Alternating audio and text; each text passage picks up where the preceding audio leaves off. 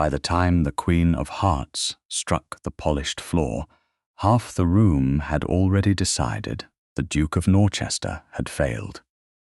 It was the evening of June 12, 1862, and the lecture theatre of the Royal Polytechnic Institution glowed beneath rows of gas jets that turned brass instruments, glass lenses, silk gowns, and black evening coats into one glittering display of Victorian confidence.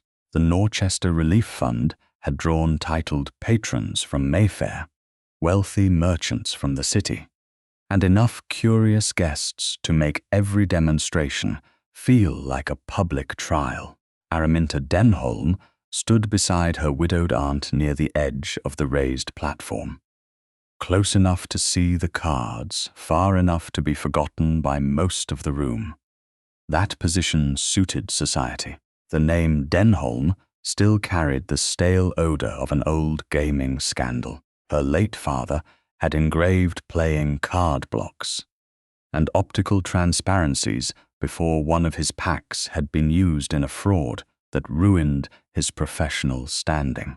No court had condemned him, but London had never required a verdict when a rumour would do.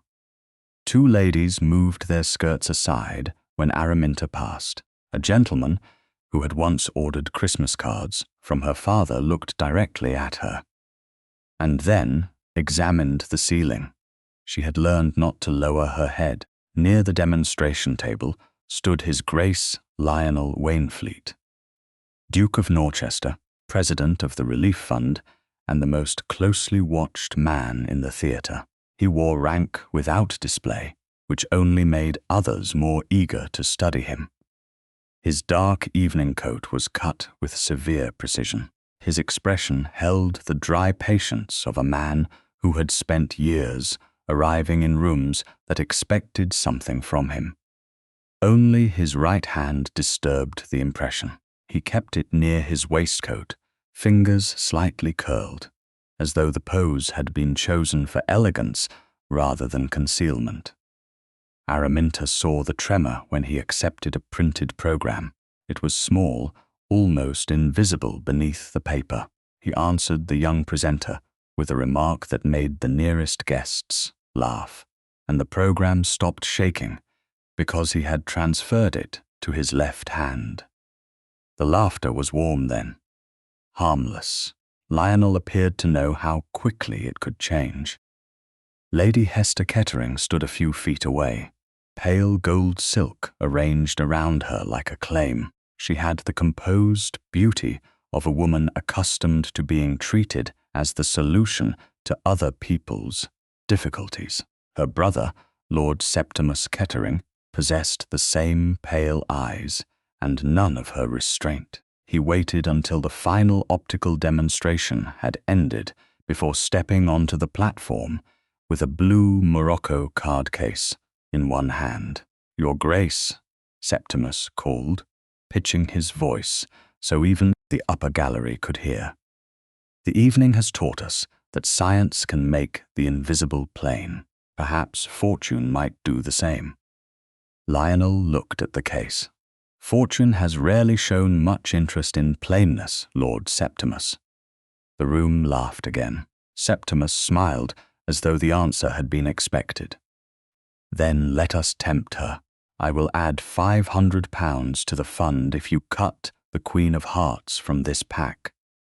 A murmur travelled through the theatre. £500 was too large a promise to dismiss as a parlour amusement. It was also large enough to make refusal look ungenerous.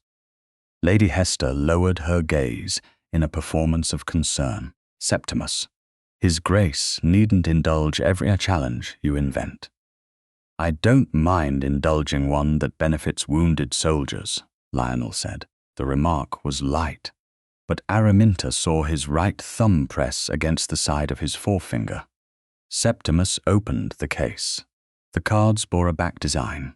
Araminta knew at once.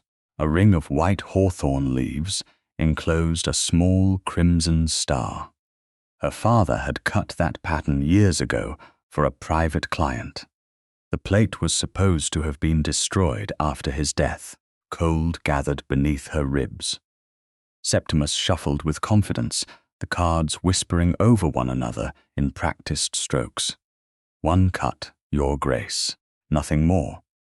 Lionel reached with his left hand first, then stopped. The room had noticed. Araminta felt the shift before anyone spoke. His mouth tightened almost imperceptibly. He placed his left hand behind his back and extended his right. The tremor became visible at once. Not violent, not theatrical, merely persistent enough to make the top edges of the pack flicker beneath his fingers. Septimus held the cards steady and smiled. Take your time. Someone in the second row gave a soft laugh. Another answered it. The sound spread because cruelty often waited for permission rather than courage. Lionel's fingers pressed down. Several cards slipped sideways. He tried to catch them, but the movement only scattered them across the green cloth and over the edge of the table. The Queen of Hearts struck the floor near Araminta's shoe. This time the laughter was unmistakable. Lionel went still. Lady Hester said, "How unfortunate," with the gentle sorrow of a woman enjoying herself. Araminta bent before anyone could stop her. She picked up the queen by its corners. The card felt wrong. One short edge was thicker than the other. Not enough for an untrained hand to notice, but enough to disturb the balance. She turned it beneath the gaslight. The light passed unevenly through the pasteboard.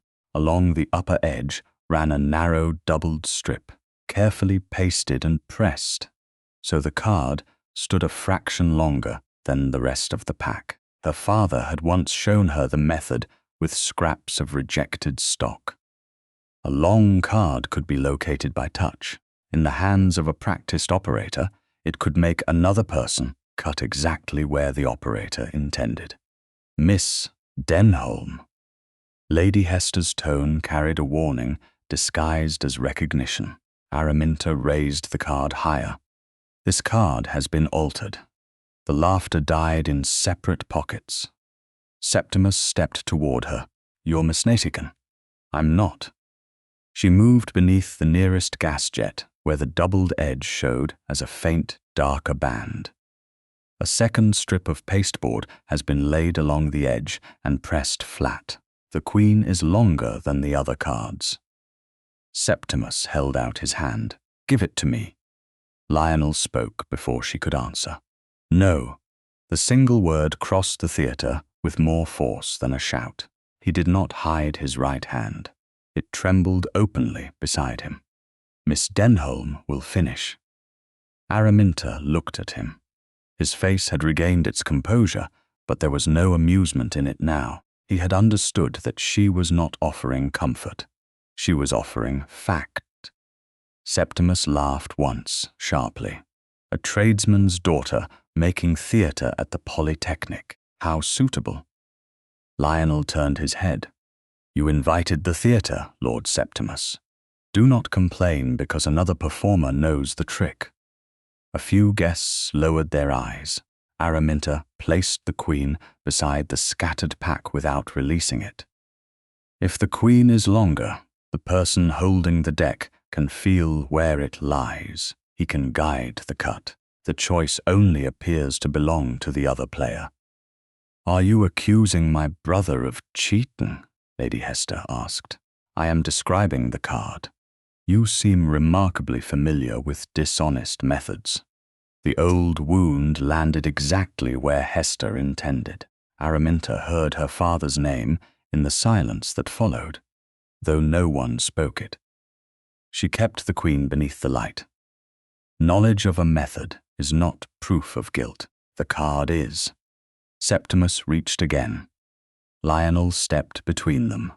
The movement was measured, but it changed the balance of the room. No one touches the pack until it has been examined.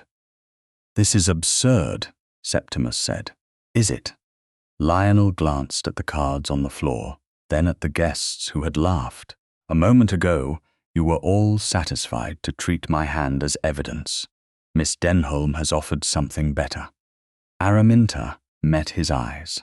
There was anger in them, but not at her. Beneath it lay something more difficult to name. Recognition, perhaps. He knew what it meant to have a visible thing used as a verdict. The superintendent of the Polytechnic approached from the side aisle, followed by the Relief Fund treasurer. Lionel addressed them without looking away from the Queen. The room has seen the card. The room will see it secured. Septimus's expression changed for the first time. Not guilt. Calculation. Araminta noticed his gaze move from the Queen to the blue Morocco case, then to Lady Hester. Hester's face remained composed, but one gloved finger pressed hard into her closed fan. Lionel extended his left hand toward Araminta, palm open, asking rather than commanding, "What do you require, Miss Denholm?" She looked once more at the doubled edge, the copied design, and the card that had fallen close enough for her to recognize the truth. "Witnesses," she said, "a sealed cabinet, and no one from Lord Septimus's household alone with this pack." The Duke inclined his head. "Then you shall have all three." The last whisper in the theatre faded. Araminta held the Queen of Hearts toward the gaslight, its altered edge dark against the glow, and said, "The card did not fall by accident, Your Grace. It was made to find your hand." For several seconds after Araminta spoke, no one moved.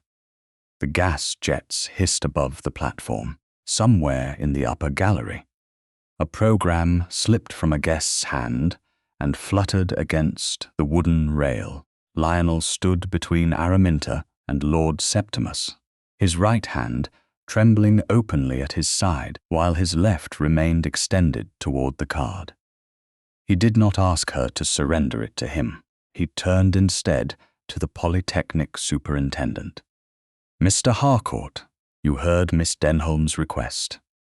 The superintendent, a narrow man with silver spectacles and the careful manner of one accustomed to expensive instruments and careless patrons, stepped onto the platform. "I did, Your Grace." The Relief Fund treasurer followed him, clutching a leather memorandum book against his chest. Lionel looked toward the scattered cards. "No one from Lord Septimus's household is to touch the pack. Every card is to be gathered in full view of the room." Septimus gave a short laugh. "You're treating a conjuring trick as if someone has stolen the crown jewels." "No," Lionel said. "I'm treating public humiliation as if the person who arranged it might prefer the evidence to disappear." The words struck harder because his voice remained level. Septimus's smile faded. Lady Hester moved closer, her fan now closed in both hands. "Lionel, surely you don't intend to prolong this spectacle. Miss Denholm has made an observation. A craftsman may examine the pack tomorrow if anyone still believes the matter worth attention." Araminta saw the careful shape of the sentence. Hester had called it an observation, not evidence. She had shifted the question from what had been done to whether respectable people should continue discussing it. Lionel heard the same thing. "The matter became worth attention when your brother offered £500 to place my body on display." Hester's composure tightened. "That is not what occurred." "Then you will welcome a record of what did." Mr. Harcourt ordered 2 attendants to close the doors. No one objected. The guests remained where they stood, and unwilling to admit curiosity, and even less willing to leave before learning whether the Duke had truly been deceived. Araminta lowered the Queen of Hearts only when the superintendent produced a sheet of clean foolscap and placed it upon the demonstration table. The card rested at the center, altered edge facing the nearest gas jet. One by one, the remaining cards were gathered from the cloth and floor. Mr. Harcourt counted aloud. 51 cards. With the Queen, the pack was complete. Septimus watched each movement. His face had lost its color, though he still wore the expression of a gentleman inconvenienced by lesser minds. The treasurer opened his memorandum book. "The blue morocco case?" he asked. It stood near the edge of the table where Septimus had set it. Lionel nodded toward it. "Place it with the pack." "That case is mine," Septimus said. "Then your ownership will be recorded," Lionel replied. "It does not grant you private access to an object used before witnesses." Araminta kept her hands folded after Mr. Harcourt transferred the Queen onto the foolscap. She did not want anyone later to say she had handled another card, shifted the pack, or introduced some concealed scrap of pasteboard. Her aunt had reached the side aisle and now stood close enough for Araminta to see the worry beneath her calm expression. She gave no signal to leave. That small act steadied Araminta more than reassurance would have done. Mr. Harcourt arranged the cards in their original order as nearly as the circumstances allowed, then paused over the ace of spades. Its face carried a duty mark and maker's device in black ink. Araminta leaned nearer without touching it. The impression was crisp, recent. Her father's workshop had closed years before, yet this ace could not have come from old stock kept in some forgotten drawer. "Miss Denholm?" Lionel asked. He had noticed her expression. "The ace bears the duty mark," she said. "That may identify when and by whom the pack was made." Septimus spoke too quickly, or it may identify nothing beyond the fact that cards are taxed. Araminta looked at him. "Then there should be no harm in preserving it." A murmur moved through the room. Lionel's mouth shifted, not quite into a smile. "You appear surrounded by harmless things tonight, Lord Septimus, yet you object whenever one is examined." Lady Hester turned toward the guests. "This has gone far enough. His Grace is fatigued, and Miss Denholm has encouraged an unfortunate misunderstanding." Lionel's right hand jerked once at the word fatigued. He closed his fingers, then opened them again. "Do not explain my condition to the room." Hester's eyes flickered. "I was trying to spare you. I did not ask to be spared." The silence that followed was different from the one after the laughter. This time it belonged to him. Hester lowered her fan. A calm man would not allow an unknown gentlewoman to interrupt a public event and accuse his guests. Araminta felt every gaze return to her. Unknown gentlewoman. It was a precise cruelty. Enough rank to be present, too little consequence to be believed. Lionel looked toward Araminta before answering, and something in his expression changed. He seemed to understand that defending her by calling her harmless would be another insult. "A calm man," he said, "can distinguish interruption from warning." Miss Denholm saw what the rest of us did not. "Because she knew where to look," Hester replied. "That deserves examination as well. The old accusation was there without being spoken. Denholm, cheating cards, a daughter trained in suspicious knowledge." Araminta's aunt drew a quiet breath beside the aisle. Araminta held Hester's gaze. "Yes, it does deserve examination." Septimus turned, startled by her agreement. "I will state where I learned the method," Araminta continued. "I will also state that I had never seen this pack before tonight. If any person can prove otherwise, that proof should be preserved beside the cards."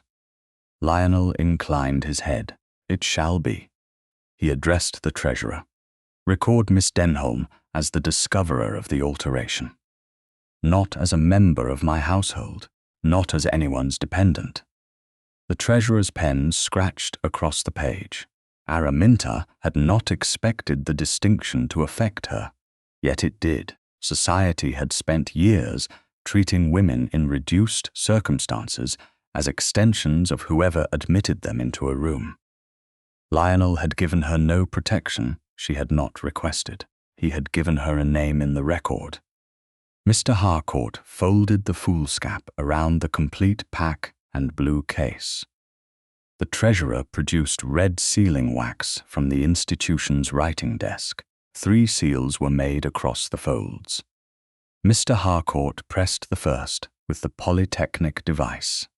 The treasurer pressed the second with the Relief Fund's seal. Lionel hesitated before the third. His right hand could not hold the seals steady. No one laughed now, but Araminta saw the awareness settle over the guests. He transferred the seal to his left hand and pressed it cleanly into the wax. Then Mr. Harcourt invited Araminta to sign across the edge of the folded sheet. She wrote her name. Lionel signed beneath it with his left hand. The sealed parcel was placed inside a glass-fronted specimen cabinet built into the side wall of the theatre. Mr. Harcourt locked the door and handed the key to the treasurer, who placed it inside his waistcoat pocket. The cabinet will remain under institutional custody, the superintendent announced. It will be opened only before witnesses. Septimus stared at the locked glass. This is theatrical nonsense. Perhaps, Lionel said, but unlike your performance, it may end by revealing how the trick was done. Guests began to move at last. Conversation returned in low, unsettled waves. Some avoided Araminta. Others looked at her with an interest no less uncomfortable than contempt. Her aunt reached her and touched 2 fingers lightly to her sleeve. Lady Hester remained near the platform. You have placed yourself in a dangerous position, Miss Denholm, she said. London is rarely kind to women who mistake attention for influence. Araminta glanced at the sealed cabinet. Then London may learn the difference. Hester walked away without replying. Lionel stayed beside the table after the room had begun to empty. His hand still trembled, though he made no attempt to hide it. Did it alter what you saw? He asked quietly. Araminta knew what he meant, not the card. His hand. No, Your Grace. His gaze held hers. Nothing, only the room changed. For a moment, the wit left his face entirely. He looked less powerful then, and more honest. Behind the glass, the sealed pack lay motionless beneath 3 red marks. The Queen of Hearts was hidden inside it now, beyond the reach of Septimus, Hester, Araminta, and the Duke himself. Yet one fact had already escaped their control. The Ace of Spades belonged to a recently made pack. The design on its back belonged to a workshop that had been closed for years. By 10 o'clock on the morning of June 15, London had found a way to make the altered card less interesting than the woman who had discovered it. The paragraph arrived folded inside a newspaper brought to the Bloomsbury lodgings where Araminta lived with her widowed aunt. It occupied only 6 lines beneath a report on railway shares. Yet it managed to question her birth, her motives, and her knowledge without making a single accusation plain enough to answer.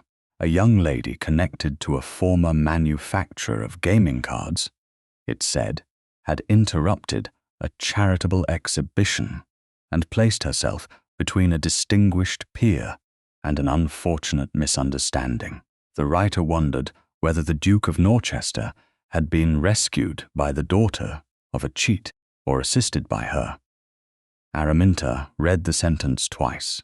Then she folded the paper along its original crease and placed it beside the untouched toast. Her aunt, Mrs. Denholm, sat opposite her in a grey morning gown. One hand closed around the handle of her teacup. You don't have to read such filth. I do if other people are reading it for me. A carriage stopped outside. The knock that followed was too measured for a tradesman and too early for an ordinary social call. Mrs. Denholm glanced toward the clock. The Dowager Duchess, said 11. It is 3 minutes past. Then she is exact. The Dowager Duchess of Norchester entered with the composed authority of a woman who had spent decades being announced before she crossed a threshold. Lionel followed her. His dark coat and pale gloves were correct for a morning call.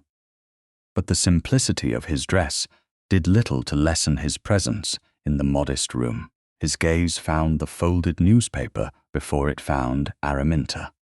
I had hoped to arrive before that did. It travels without horses, Your Grace, Araminta said. Malice is economical. Something in his expression almost became a smile. It disappeared when he looked at the printed paragraph again. Mrs. Denholm and the Dowager Duchess settled near the hearth, close enough to satisfy propriety and far enough to permit a serious conversation.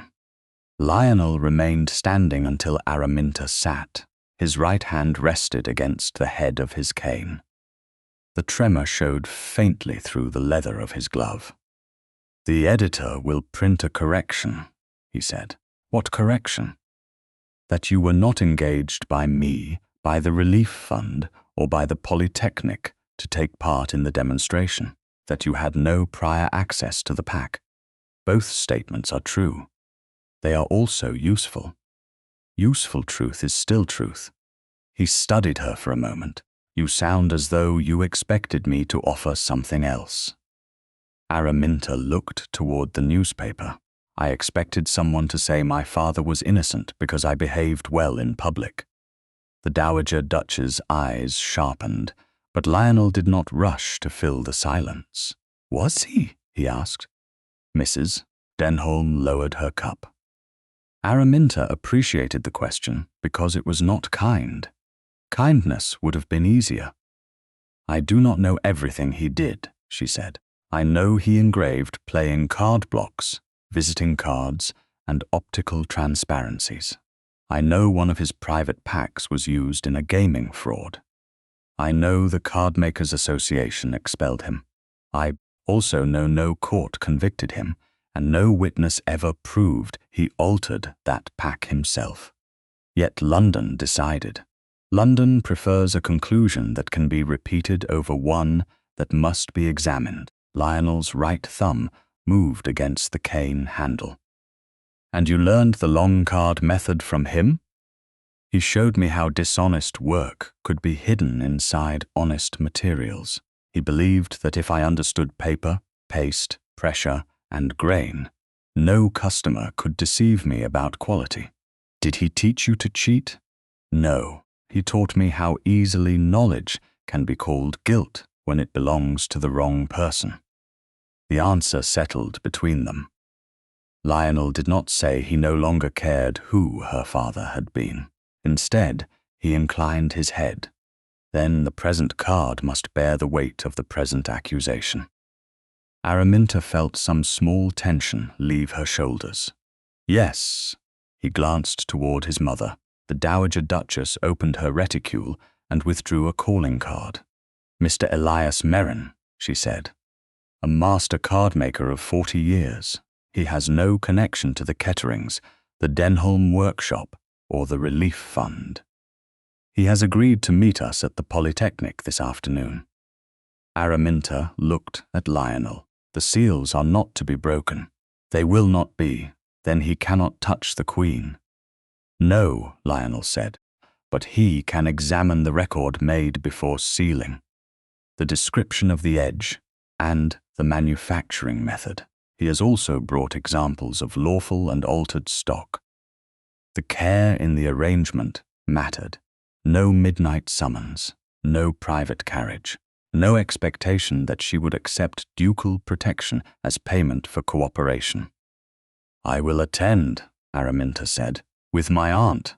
"Of course." Lionel's gaze moved once more to the newspaper. "The correction will name you as Miss Araminta Denholm, discoverer of the alteration." She heard the precision. Not a lady under his protection, not an unknown gentlewoman, her own name. "Thank you." "Do not thank me yet. The editor may place it beneath an advertisement for tooth powder. Then, perhaps, The advertisement will lend it credibility. This time he did smile. It changed his face more than she expected. The moment lasted only a breath, but it followed her through the afternoon. At 3 o'clock, they entered a side chamber of the Royal Polytechnic Institution, under the observation of Mr. Harcourt, the superintendent, and the Relief Fund treasurer. The sealed parcel remained inside the glass-fronted specimen cabinet. All 3 red wax impressions were unbroken. The keys stayed in the treasurer's possession. Mr. Elias Merrin stood at a long table beneath a skylight, surrounded by clean sheets of pasteboard, sample cards, a small brass rule, and a magnifying lens mounted in a wooden frame. He was broad-shouldered, grey-haired, and unimpressed by rank. He bowed to Lionel, greeted the ladies, then asked Araminta to describe exactly what she had felt when she lifted the Queen. The upper short edge was thicker, she said. The difference was slight. Under the gaslight, I saw a darker band where a second strip had been pasted and pressed. Merrin selected 2 blank cards from the table. One was ordinary. The other appeared identical until he set them upright against the brass rule. The second stood higher by less than the width of a fingernail. A long card, he said. Not enough for the eye at a distance. Enough for the hand holding the pack. With the proper pressure, the deck opens at this place more readily than elsewhere. He demonstrated slowly, using the sample cards. Each time his thumb released the pack, it separated at the longer card. Lionel watched without speaking. Could such an alteration be accidental? He asked. Merrin looked offended by the question on behalf of paper everywhere. No, Your Grace. Pasteboard may warp. Edges may swell with damp. They do not acquire one neat additional strip and press themselves flat. Araminta glanced toward the sealed cabinet. The original Queen remained hidden within the folded foolscap, untouched since the night of the conversazione. Yet the method now existed outside her memory.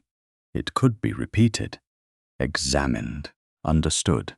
Merrin turned to the superintendent's written record of the pack. His finger stopped at the description of the back design. Hawthorn leaves around a crimson star. Yes, Araminta said. My father cut that plate. I saw an impression from it once. He looked at her more carefully. The plate was not common property. It was kept in his workshop. It was supposed to have been destroyed after his death. The room went quiet. Lionel's hand tightened around the cane, and the tremor passed visibly through his wrist. Supposed by whom? He asked. Merrin looked from him to Araminta. By the man who bought the remaining Denholm blocks 6 years ago. I watched him break that plate myself. 2 days after Mr. Merrin declared that he had watched the Denholm plate destroyed. The mystery had become more dangerous by refusing to become simpler. The original pack remained locked inside the Royal Polytechnic specimen cabinet beneath 3 unbroken seals.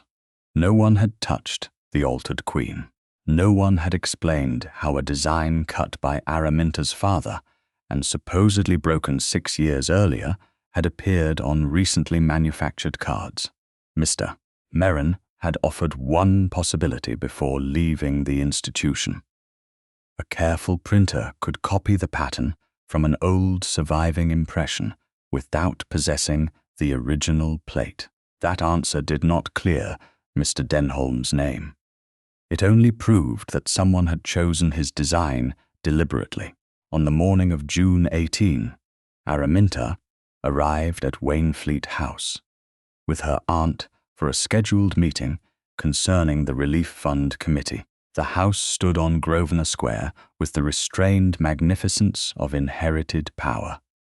Pale stone steps rose toward a black door polished to a mirror sheen. Footmen moved without haste. No servant stared at Araminta, yet she could feel that they knew who she was. London's newspapers had spent 3 days ensuring it. The Dowager Duchess received Mrs. Denholm in a blue drawing room overlooking the square. Lionel waited at a writing table near the windows, several committee papers arranged before him. He had removed his right glove. Araminta noticed that before she noticed anything else. The ungloved hand rested flat against the blotter, fingers spread as though he had ordered them to remain still. They did not obey. "Miss Denholm," he said. "Mrs. Denholm, thank you for coming." His tone was composed, almost dry, but the pen beside his hand had already left 2 small marks of ink where the nib had struck the paper. The Dowager Duchess drew Mrs. Denholm toward a sofa at the far end of the room, close enough to preserve propriety.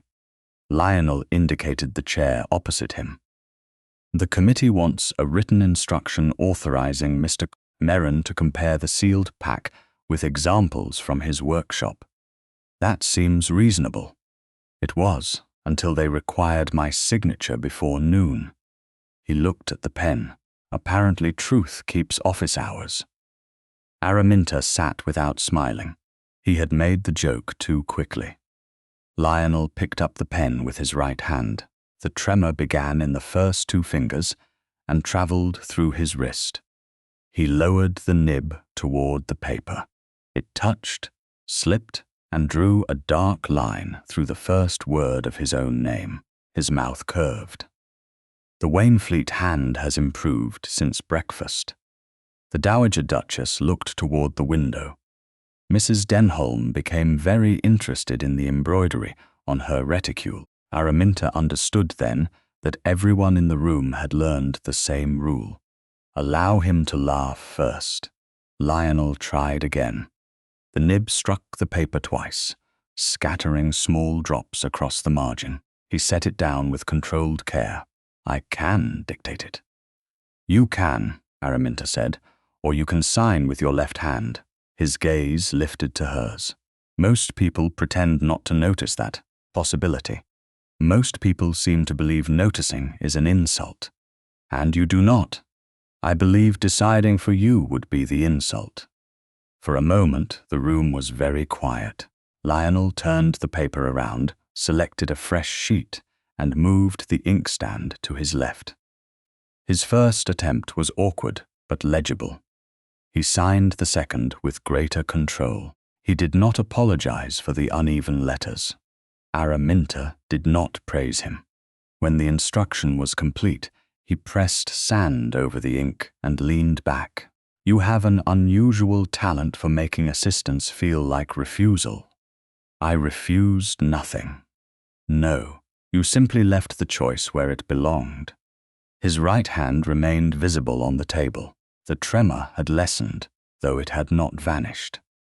Araminta glanced at the ink spots on the ruined sheet. "Did it begin recently?"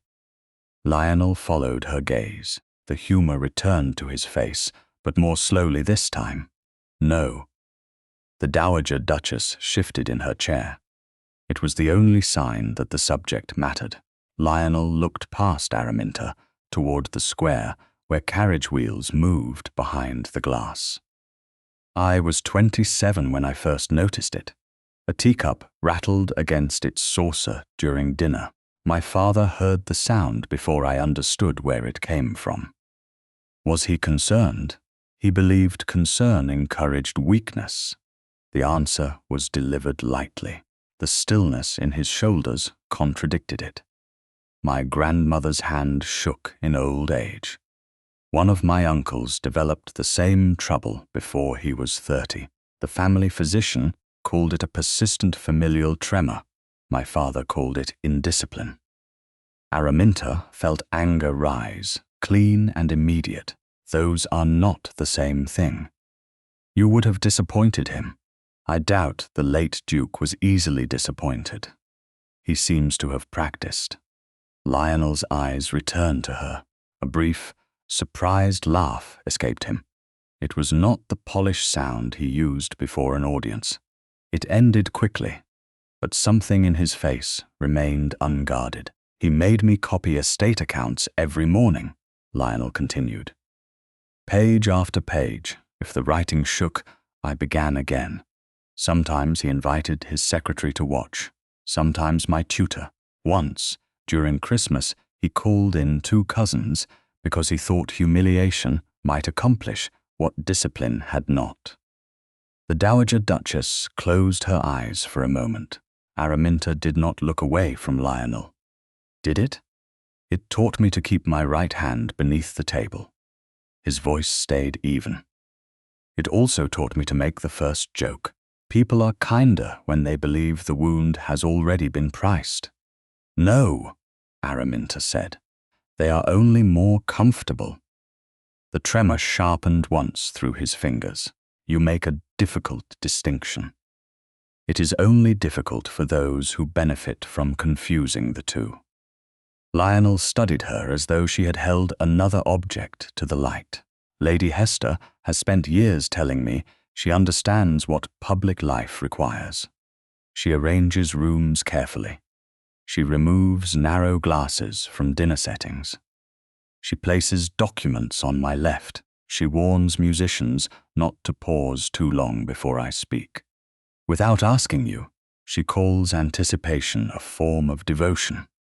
Araminta remembered Hester's voice at the Polytechnic. A calm man would not allow an unknown gentlewoman to interrupt. She has learned which situations make the tremor worse. Yes, then Lord Septimus knew as well. Lionel's expression hardened. I cannot prove Hester had any part in the pack. No, but she knew what her brother's challenge would do to you. That is not evidence. I did not say it was. He accepted the correction without resistance. That mattered more than an apology. Araminta looked at the fresh instruction bearing his left-handed signature.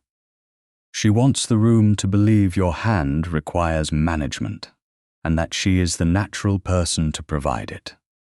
A Duchess who can steady the Duke. A charming phrase for a prison.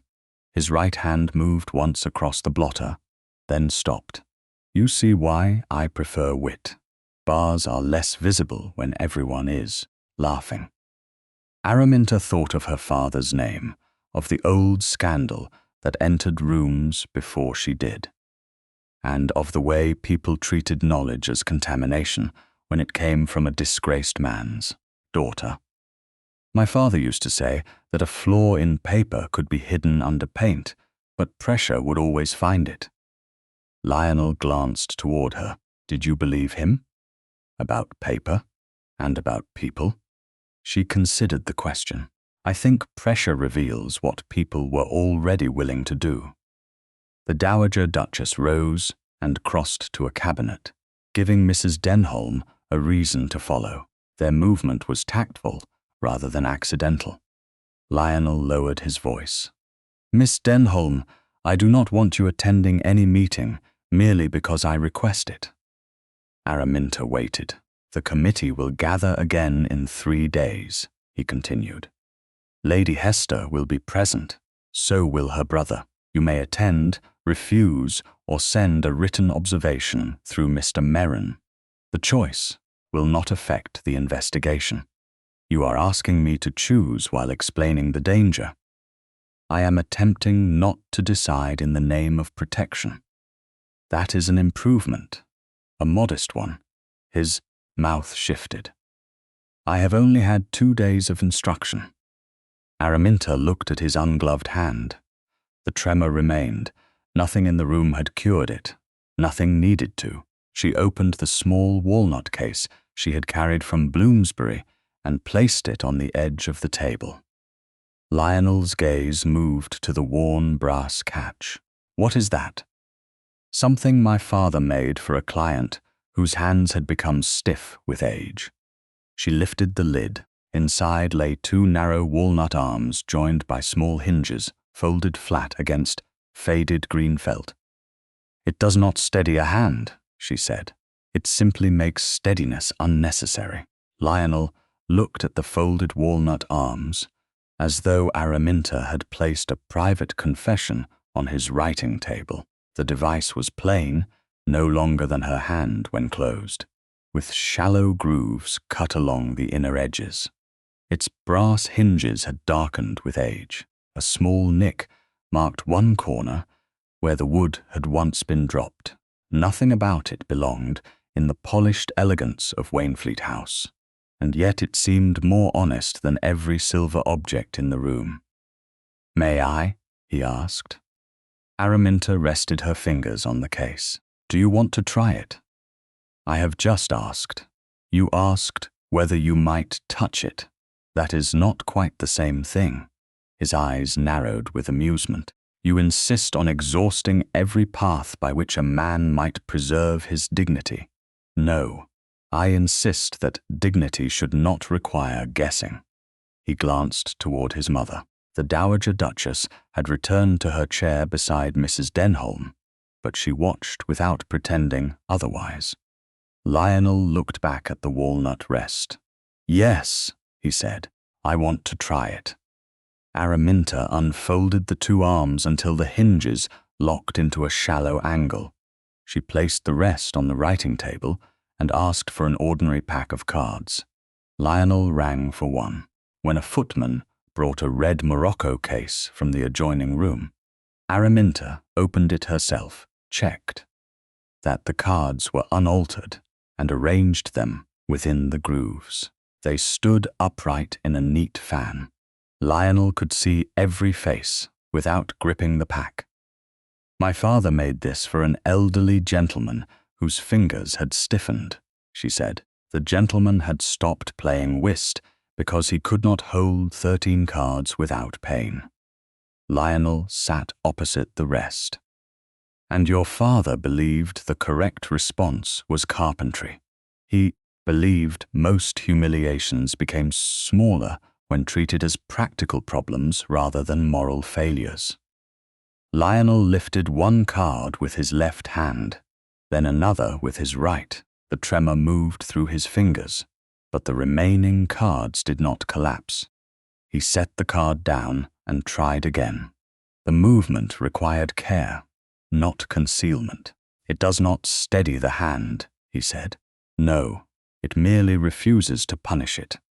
Araminta felt the words settle somewhere deeper than she expected. That was the intention. He continued to examine the ordinary cards. His right hand shook. The walnut arms remained firm. No one rushed to help him. No one looked away. After a moment, his shoulders loosened. "My father would have hated this, because it works, because it does not demand improvement before granting usefulness." His tone was light, but Araminta had learned to hear the pain beneath the wit. "Your father measured discipline by visible obedience," she said. "Mine measured craftsmanship by whether an object served the person who needed it." Lionel placed a card into the groove. "Yet you do not speak of Mr. Denholm as though every decision he made was wise. He was proud. He kept poor accounts. He trusted admiration too quickly. When the gaming scandal began, he refused to explain himself to men he despised, even when silence made them stronger. Do you think he altered the fraudulent pack?" She looked at the worn walnut. "I do not know." The answer surprised him. She saw it in the pause before he spoke. "Most people turn the dead into saints when they need comfort. Comfort purchased with falsehood is only another debt." Lionel's hand stilled briefly against the table, then resumed its small rhythmic movement. "And yet you kept this. Love does not require me to lie about him, nor truth require you to stop loving him." "Exactly." The word came softly. For one suspended moment, the conversation seemed to contain only the two of them. Araminta could hear the faint tap of a card against walnut as the tremor passed through Lionel's fingers. She stood close enough to feel the vibration through the tabletop, but she did not reach for him. He did not ask her to. The restraint itself became intimate. At last, Lionel removed the cards one by one and placed them back in the red case. He folded the walnut arms with deliberate care and returned the rest to Araminta. "Thank you. You need not thank me for borrowing it. I am not thanking you for the object." Before she could answer, the drawing-room door opened. A young footman in Kettering livery stood beside the Wainfleet servant who had admitted him. He carried a narrow packet tied with cream ribbon. His face was pale beneath the formal stillness expected of his position. "A delivery from Lady Hester Kettering for His Grace," the Wainfleet footman announced. Lionel accepted the packet with his left hand. "Wait." The Kettering servant obeyed. He could not have been more than 22. His gaze moved once toward the ordinary cards, then toward the walnut rest in Araminta's hands. Something in his expression changed. It was not recognition of the device. It was fear awakened by association. Araminta closed the case but did not put it away. "Have you seen cards pressed in wood before?" she asked. The young man's eyes snapped to hers. "Miss." Lionel remained seated. "You are not accused of anything," he said. "Answer only if you choose," the servant swallowed. "I don't know what the lady means, Your Grace." Araminta touched the brass hinge. The altered queen had been pasted and flattened. A cardmaker could press it in a workshop. So could someone with smooth boards and heat. The footman looked toward the door. The Wainfleet servant had stepped back, leaving the path clear. No one blocked him. "I carried boards," the young man said at last. His voice was almost inaudible before the conversazione. Lionel's expression did not change, but his right hand closed slowly over the edge of the table. "From where?" "The Kettering still room. They'd been warmed near the range." "Who gave the order?" The footman's face tightened. "I shouldn't have said anything." "You are free to leave," Lionel said. "If you wish to speak later, the Relief Fund treasurer can receive your statement. Not me, not Miss Denholm, a neutral officer." The young man stared at him, clearly expecting a command that did not come. "Would my name be written?" "Yes," Lionel said. "Truth without a witness's name is easily dismissed, but no statement will be taken without your consent. My reference depends on Lady Hester. Then consider before you decide." The footman bowed too quickly. "I have to return." Lionel did not stop him. The young man left with relief and terror mingled in every step. When the door closed, Mrs. Denholm released a breath. "He may never speak." "Then we cannot use what he said as proof," Araminta replied. Lionel looked at the unopened packet from Hester. "But we know where pressure may be applied." "Not to him," Araminta said. "To the mystery." His gaze met hers. I understood. She believed him. That frightened her more than she expected. The next morning, before breakfast had been cleared from the Bloomsbury table, a note arrived from one of Mrs. Denholm's acquaintances in domestic service. The Kettering footman had been dismissed at dawn.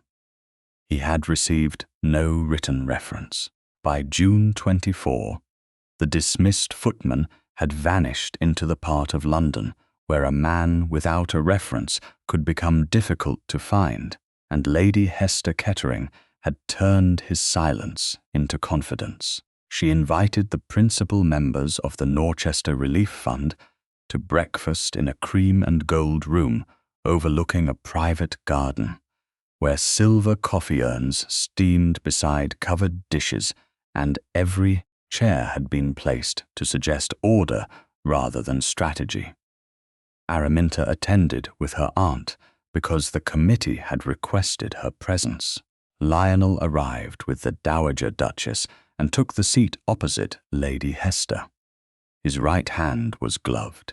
The tremor showed only when he lifted his coffee cup, and then only because Araminta had learned where to look. Hester noticed too. She noticed everything that might be arranged on his behalf. We have allowed one unfortunate incident to disturb a valuable charity, she began. The simplest remedy is clarity.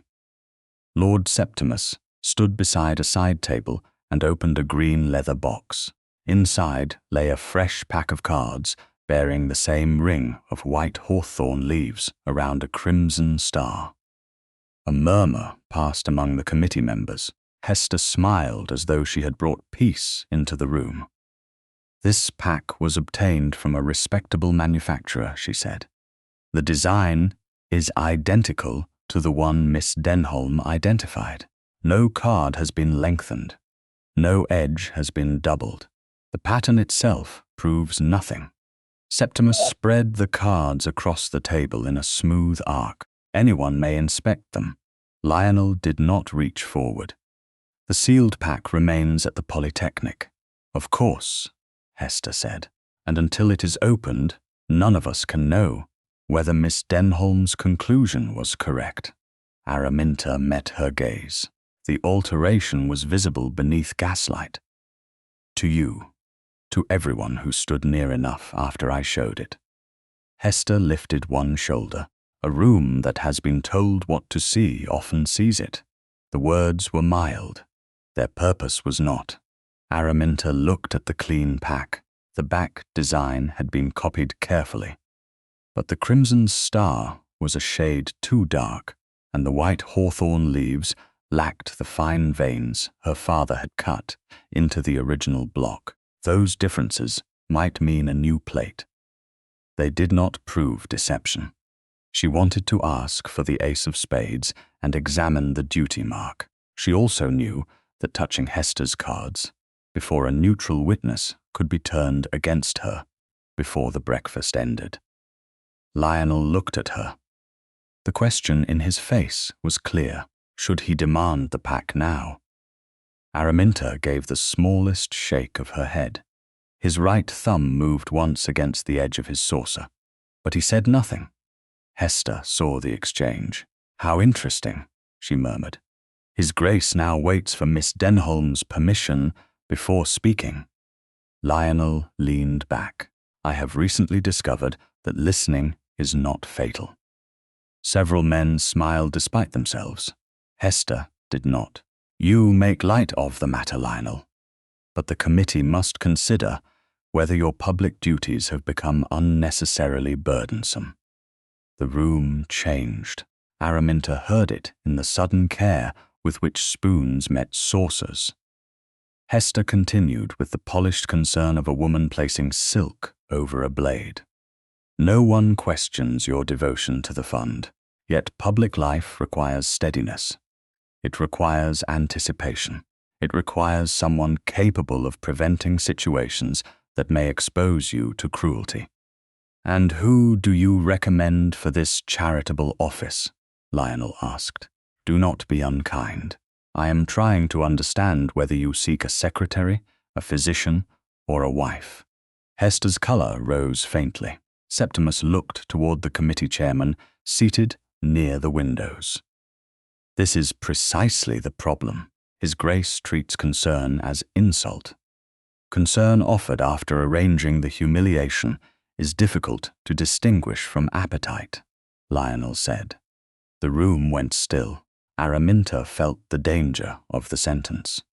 They did not yet possess proof that Hester or Septimus had altered the Queen. The dismissed footman had spoken only a few frightened words, and had given no signed statement. The original pack remained sealed. The clean pack before them had not been examined.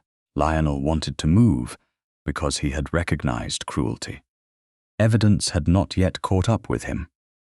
Araminta spoke before Hester could exploit that distance. The new pack should be examined by Mr. Merron in the presence of the Polytechnic superintendent and the Relief Fund treasurer. Septimus smiled. So you refuse to look at it yourself? I refuse to give you grounds to say I altered another card. His smile thinned. Hester folded her hands. You assume a great deal of hostility. No, I remember what happened to the first person who noticed something inconvenient. Lionel looked at the committee members. No vote regarding Miss Denholm's conduct will take place in a room where she is absent. She is present now, Hester replied. Then speak plainly now. Hester's eyes settled on Araminta. Very well. Your father's name was attached to fraudulent cards. You recognized a method no one else saw. A pack bearing his design appeared at an event where you happened to stand near the platform. Since that evening, you have received the attention of a duke and entry into rooms that previously ignored you. Those are facts. Mrs. Denholm's hand tightened around her napkin. Lionel moved as though to rise. Araminta spoke first. They are selected facts. Do you deny them? I deny the story you have arranged from them. Hester's smile returned. Stories are often what remain when proof is uncertain. Then we should be careful who is permitted to write them. The chairman cleared his throat and suggested the clean pack be sealed separately until Mr. Merrin could inspect it. Septimus objected, then yielded when 3 members agreed. The Relief Fund treasurer wrapped the new cards in white paper and sealed them with the committee stamp. Unlike the original evidence, this parcel remained in the treasurer's custody rather than at the Polytechnic. Araminta watched every transfer. Hester watched her watching. When breakfast ended, Lionel approached beside the tall windows, while the Dowager Duchess spoke with Mrs. Denholm a few paces away. The ace, he said quietly. You wanted to see it. The duty mark may show a different maker or year. Then why not say so? Because suspicion is not proof, and because Lord Septimus was waiting for me to touch that pack. Lionel's jaw tightened. I could have ordered it examined. You could have. Then Hester would say, the investigation obeys your temper. She will say that, regardless. But other people may not believe her. He looked toward the sealed white parcel. Private belief cannot save public fact. You told me that. I did. I find the lesson irritating. That does not make it less useful. His expression softened despite himself. You seem determined to deny me every convenient mistake, only the expensive ones. A footman entered carrying a shallow silver tray. Upon it lay a folded proof sheet from a gossip printer. Hester intercepted it before the chairman could ask.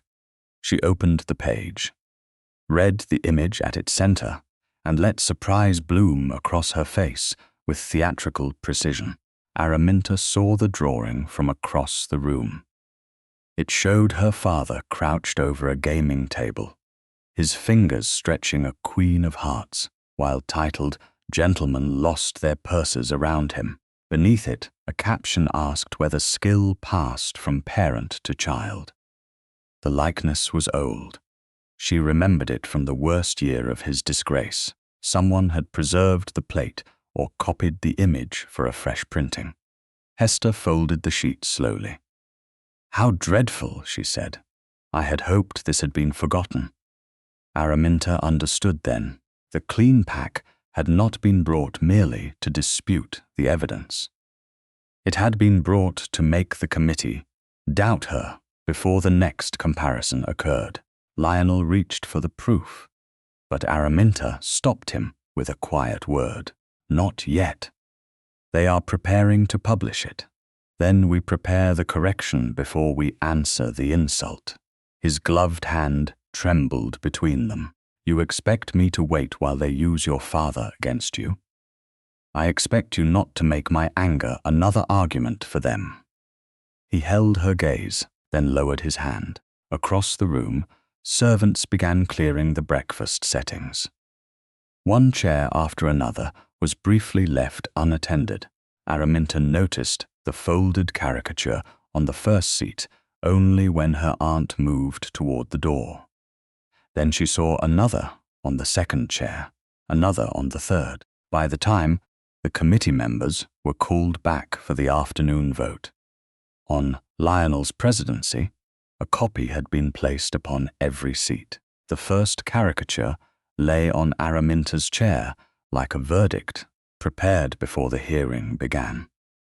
By the time the committee members returned for the afternoon vote, every seat held the same image of her, late father bent over a gaming table, stretching a queen of hearts, while gentlemen lost their purses around him. The copies had been positioned with care. No servant would have placed them without instruction. Yet, no one in the room asked who had given it. Araminta stood beside her aunt near the long windows, the small walnut case tucked beneath one arm. Across the room, the Relief Fund treasurer placed the newly sealed duplicate pack upon a side table and kept the key to its temporary cabinet in his own pocket. The original pack remained at the Royal Polytechnic Institution beneath 3 unbroken seals. That fact should have mattered more than a cruel drawing. It did not. Pictures reached people faster than evidence. Lord Septimus Kettering entered last. He paused as though surprised by the caricatures, then selected one and examined it with theatrical regret. "An ugly piece of history," he said. "Though history has a way of returning when it has not been properly answered." Lady Hester sat at the head of the table. "We are not here to judge the dead." Her gaze moved to Araminta. "We are here to protect the living." Lionel took the chair opposite her. His right hand was gloved, but the tremor moved through the fingers resting on the polished wood. He looked at the caricature before him, folded it once, and placed it face down. "Then perhaps we might begin by removing these from the chairs of the living." No one moved. The committee chairman cleared his throat. "The vote concerns Your Grace's continued presidency of the fund.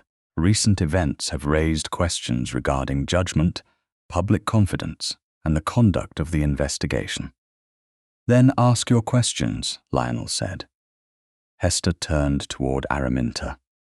"Miss Denholm, did your father teach you the method used to lengthen a card?"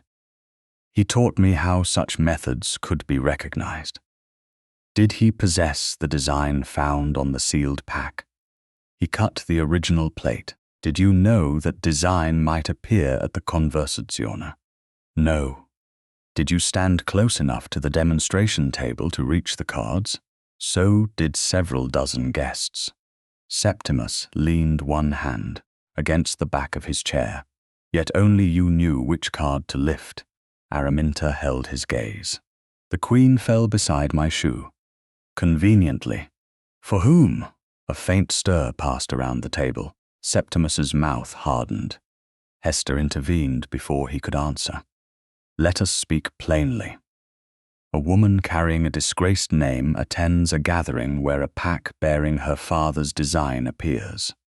She identifies an alteration no one else sees, publicly defends a powerful duke, and within days is admitted to his house, consulted by his mother, and treated as an authority by a committee that would not previously have known her name."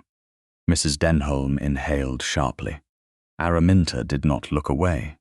"You have described what happened after the card fell. I have described motive. No, you have described reward as though it proves intention." Hester's expression remained gentle. "Do you deny that your position has changed? My position has become more visible.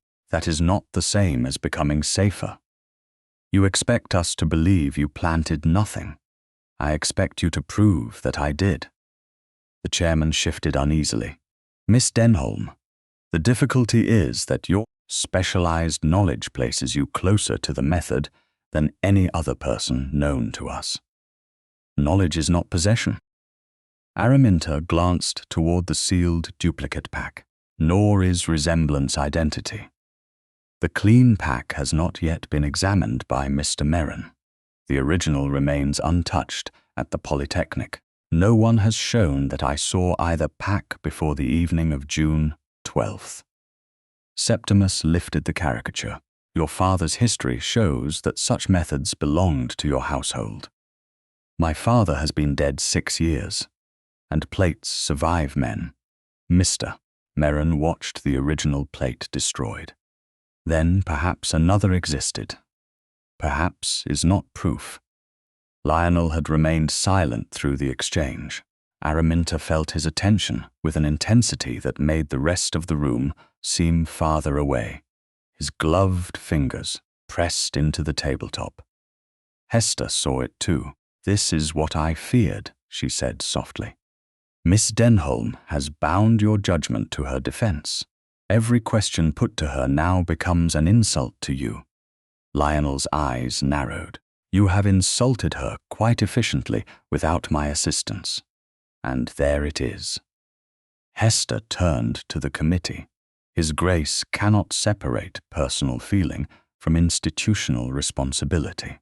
A charitable fund cannot be governed by a private attachment formed in the middle of scandal. The word attachment struck the room like a match. Araminta's face warmed, but she kept her posture still. Nothing had been declared between her and Lionel. Hester did not need truth. She needed only a shape people were ready to recognize.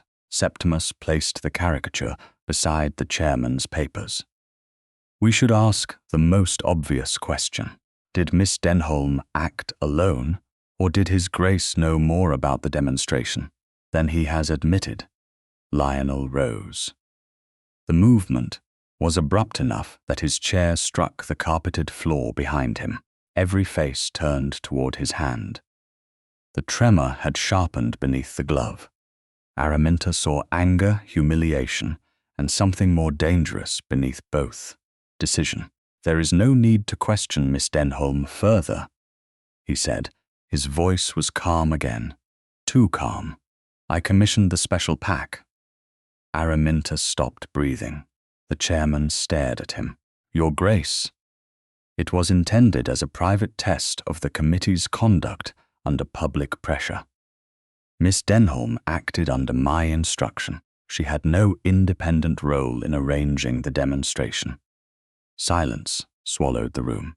Hester's eyes widened, but satisfaction appeared behind the surprise. Septimus recovered first. "You staged the entire incident. I accept responsibility for it." Araminta looked at Lionel. He did not meet her eyes. He was doing what his father had taught him to do, taking the pain before anyone else could choose where to place it. Only this time, he was placing her inside the lie with him. The chairman rose slowly.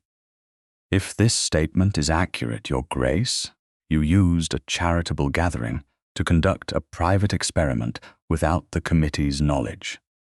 "Yes, and allowed Lord Septimus to pledge £500 under false circumstances. The pledge need not be collected." Septimus laughed in disbelief. How honorable. Araminta stepped forward. "It is not accurate." Lionel turned then. His face remained controlled, but his eyes begged her to understand. She did. That was what made the betrayal precise. "Miss Denholm," he said quietly, "you are not required to answer further. I am not answering them. I am answering you." The room held perfectly still. Araminta placed the walnut case on the table between them. She did not open it. "You did not commission the pack. You did not instruct me to attend the demonstration.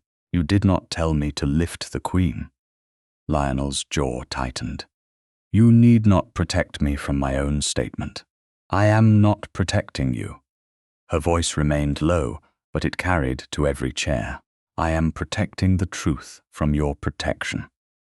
Hester watched with the stillness of a woman whose enemy had opened the door for her. The chairman called for order, but no one spoke over Araminta. "You believe this lie will save me because it moves suspicion onto a duke," she continued. "But it also tells this room that my judgment My courage and my knowledge were merely borrowed from you." Lionel took one step toward her. "That was not my intention." Intent does not alter the statement. His right hand shook between them. He did not hide it. "They would have destroyed your name." "Then let them try with evidence.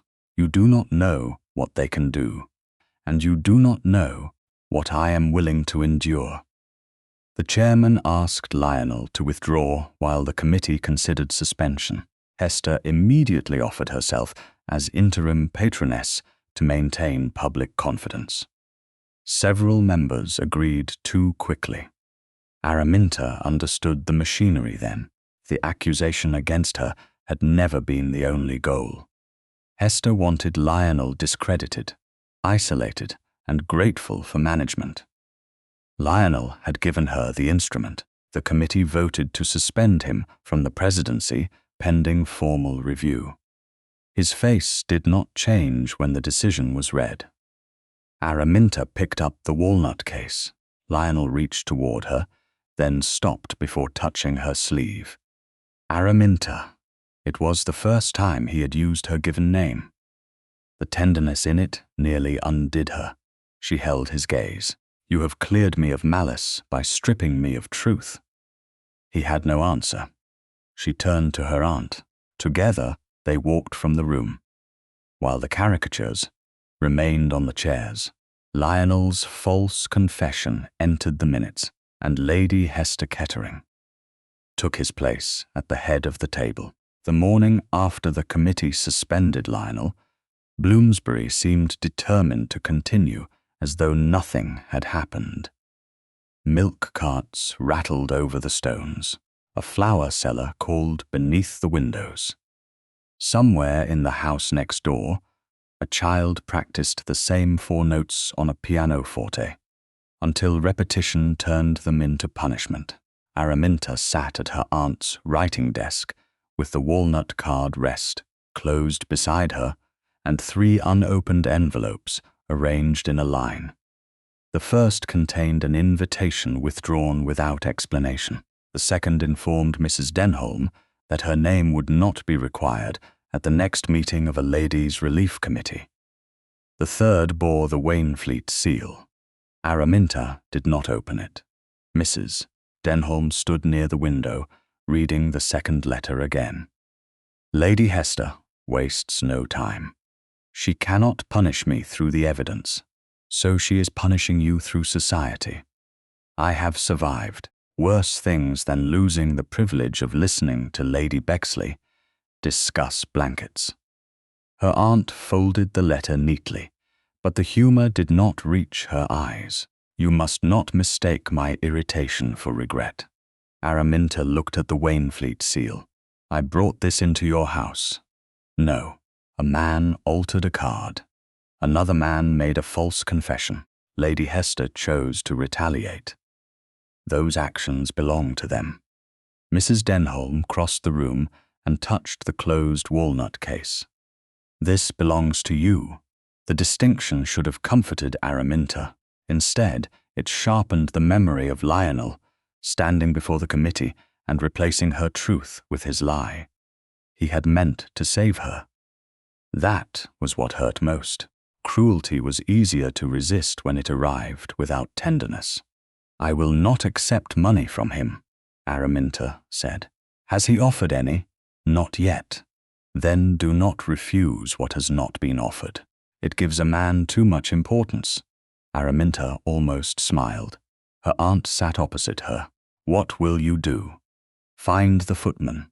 Without the Duke, especially without the Duke." She moved the Wainfleet letter aside and opened the directory kept beneath the desk. Domestic servants, who had lost places often registered with agencies in hopes of finding new employment. A dismissed footman, without a reference, would avoid the fashionable offices that demanded one, but smaller registries near Tottenham Court Road sometimes accepted a fee and a last known address. Araminta wrote 3 inquiries in careful language. She did not mention the sealed pack, the committee, or Lady Hester. She asked only whether a young footman, recently discharged from a Mayfair household, had sought a place after June 23rd.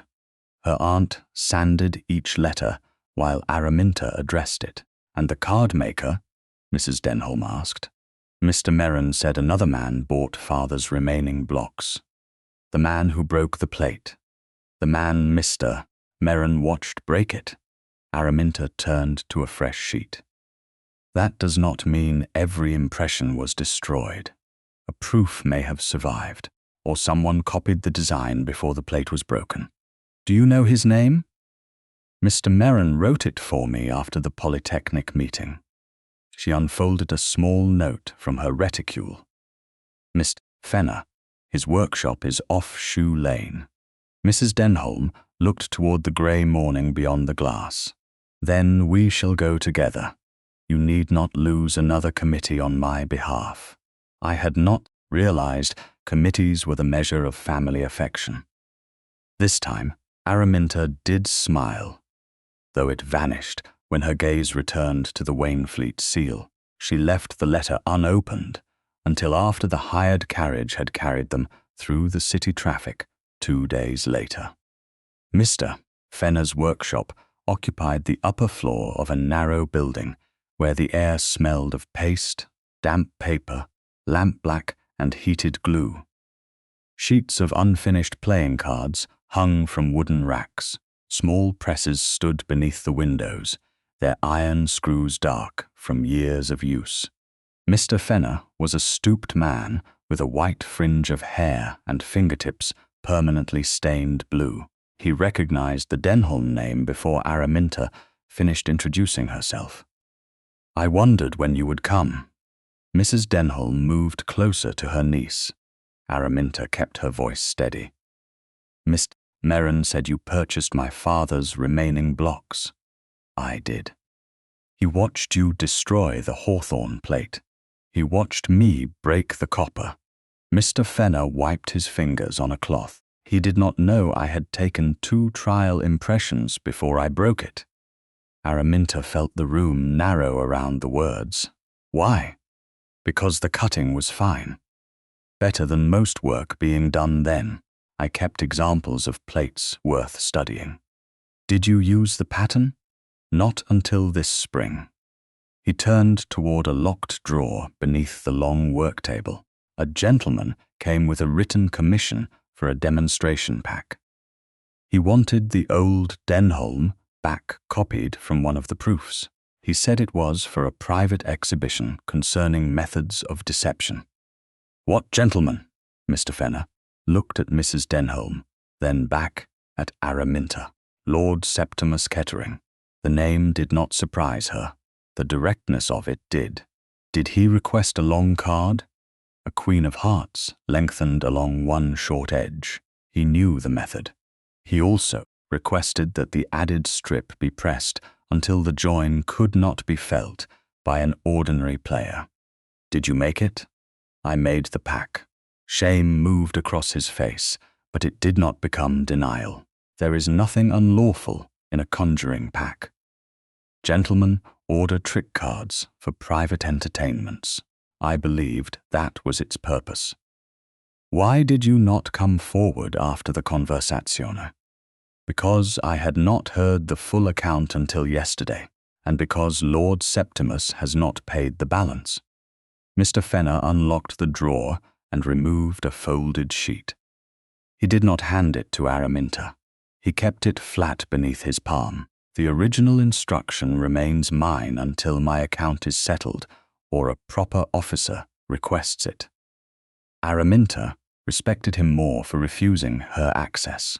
"May I read it without touching it?" He hesitated, then turned the sheet so she could see. The order specified a blue Morocco case, a copied Denholm pattern, and one long queen of hearts. It called the purpose a demonstration. It did not mention Lionel. It did not mention the charity. It did not prove what Septimus intended to do with the pack after delivery. "This proves commission," Araminta said, "not malice." "No." Mr. Fenner folded the sheet again. but I will state what I made before the Relief Fund treasurer if formally asked. Will you keep the original here, locked, and tell no one we came? I cannot promise silence if questioned under proper authority. I would not ask you to. As they descended the narrow stairs, Mrs. Denholm rested one gloved hand on the rail. You have what you needed. Part of it. The footman, he can connect the workshop to the table. Without him, Septimus may still call the pack an innocent demonstration. Their carriage had just turned into Bloomsbury when Mrs. Denholm noticed an envelope on the seat opposite, delivered to the house and sent after them by a boy. The Wainfleet seal was pressed into dark red wax. Araminta opened it at last. Lionel had written with his left hand. The lines were uneven but deliberate. He did not ask forgiveness. He did not offer money, employment, or protection. He stated only that he had sent a signed correction to every member of the Relief Fund Committee. Miss Araminta Denholm had not known of the altered pack, had not acted under his instruction, and had spoken the truth when she contradicted him. His statement at the committee had been false. He accepted suspension without condition. Beneath that, one final sentence stood alone. I had no right to choose which lie you should be made to live with. Araminta folded the letter carefully. For the first time since leaving the committee room, anger no longer occupied every place inside her. It had not become forgiveness. It had merely made room for the possibility that Lionel understood the wound he had caused. Lionel's correction reached London before breakfast on July 4th, carried in sealed envelopes to every member of the Norchester Relief Fund, and copied, by noon, into 2 newspapers that had repeated his false confession. The wording was spare enough to deny gossip the pleasure of interpretation. Miss Araminta Denholm had not known of the altered pack. She had not acted under his Grace's instruction. She had contradicted him truthfully before the committee. His statement had been false, and he accepted suspension without condition. Beneath the formal notice appeared a second declaration, addressed to the ladies' committees connected with Wainfleet patronage. No relation of a witness was to be punished, excluded, or threatened because that witness had spoken or might speak concerning the Polytechnic demonstration. Any charitable body that did so would lose Wainfleet subscriptions.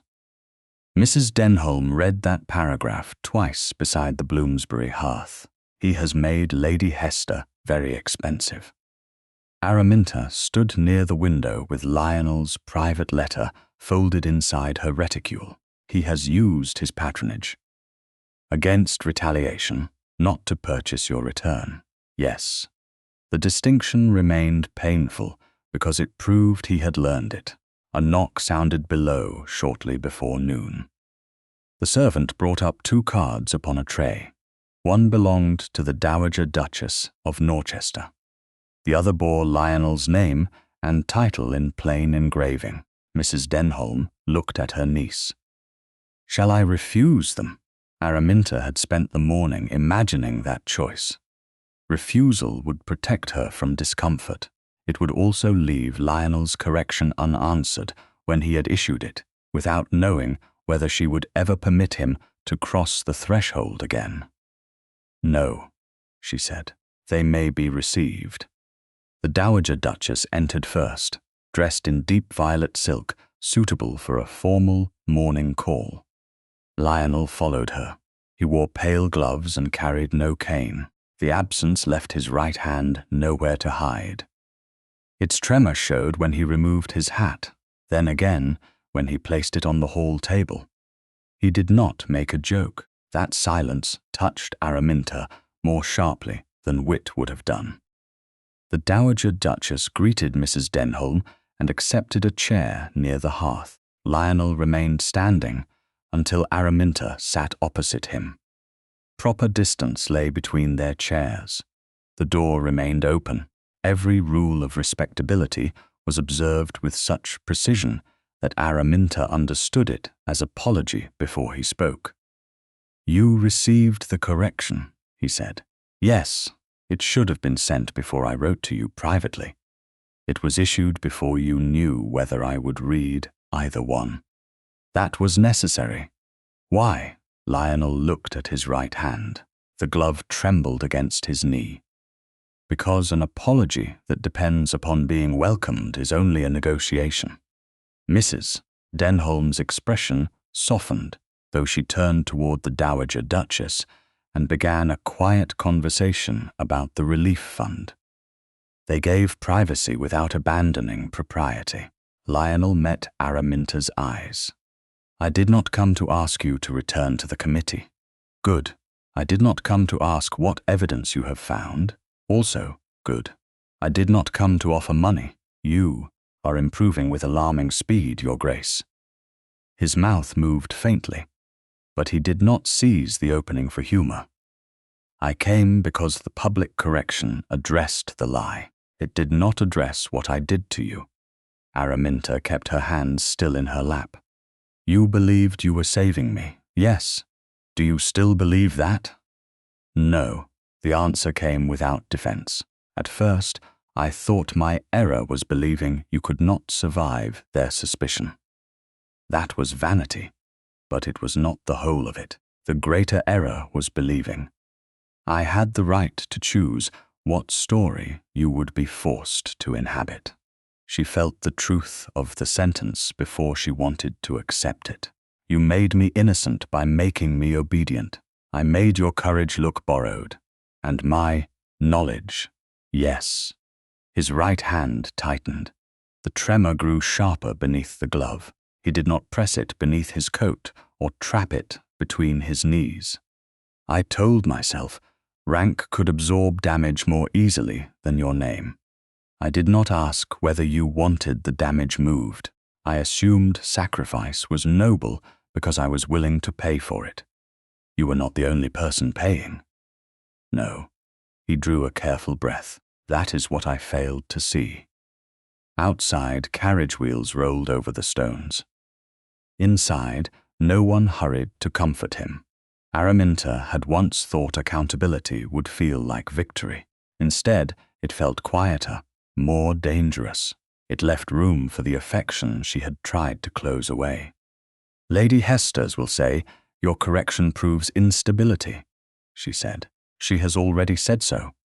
And Lord Septimus, he has called for the fund to reconvene. Hester intends to present the clean pack before selected patrons and claim the original must have been altered after it left the manufacturer." Araminta's attention sharpened. The clean pack was sealed by the treasurer at the breakfast. It remains in his custody. Then she cannot substitute it without breaking the committee seal. She does not need to. She intends to argue that identical backs prove the design was available to anyone, including you. The duty mark may answer that. If Mr. Merrin is permitted to examine it. Lionel paused. "You know more than you did when you left the committee. It was not a demand." Araminta considered what to tell him. The original commission note remained locked in Mr. Fenner's workshop. Lionel had not seen it. Mr. Fenner had promised only to speak before a proper officer. None of those facts should be blurred by private confidence. "I found the man who made the altered pack," she said. Lionel's expression changed, but he did not lean forward. "Did he identify the purchaser?" "Lord Septimus commissioned it. A long queen, the copied Denholm design, a blue Morocco case."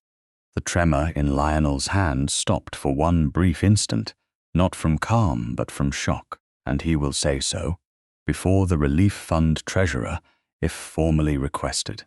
He retains the written instruction. "Do you have it?" "No, it remains locked in his workshop." "Good." Araminta raised an eyebrow. "You approve of being denied evidence." I approve of evidence that cannot be accused of travelling through Wainfleet House. The answer was better than she expected. The note proves commission, not malicious use, she said. Septimus called it a demonstration pack. We still need the footman to connect the workshop to the Polytechnic table. Have you found him? Not yet. Lionel nodded. Then I will not. You will not what? Use my people to locate him unless you ask. A dismissed servant, approached by a duke's agents, may hear threat where I intend assistance. Araminta looked at him carefully. You understand quickly when the lesson costs you enough. I would prefer a cheaper education. You had one. You ignored it. This time the smile reached his eyes, though it carried no self-mockery. That sounds just. The Dowager Duchess rose, signaling that the call must end before propriety became strained. Lionel stood with her. He had not asked forgiveness. He had not asked for access to Mr. Fenner, the letter, or Araminta's plans. At the door he stopped. One more matter. My declaration concerning your aunt's committees was not made on your behalf alone. Retaliation against a witness's family corrupts any inquiry. Mrs. Denholm inclined her head. Then I shall accept the rescue on institutional grounds, Your Grace.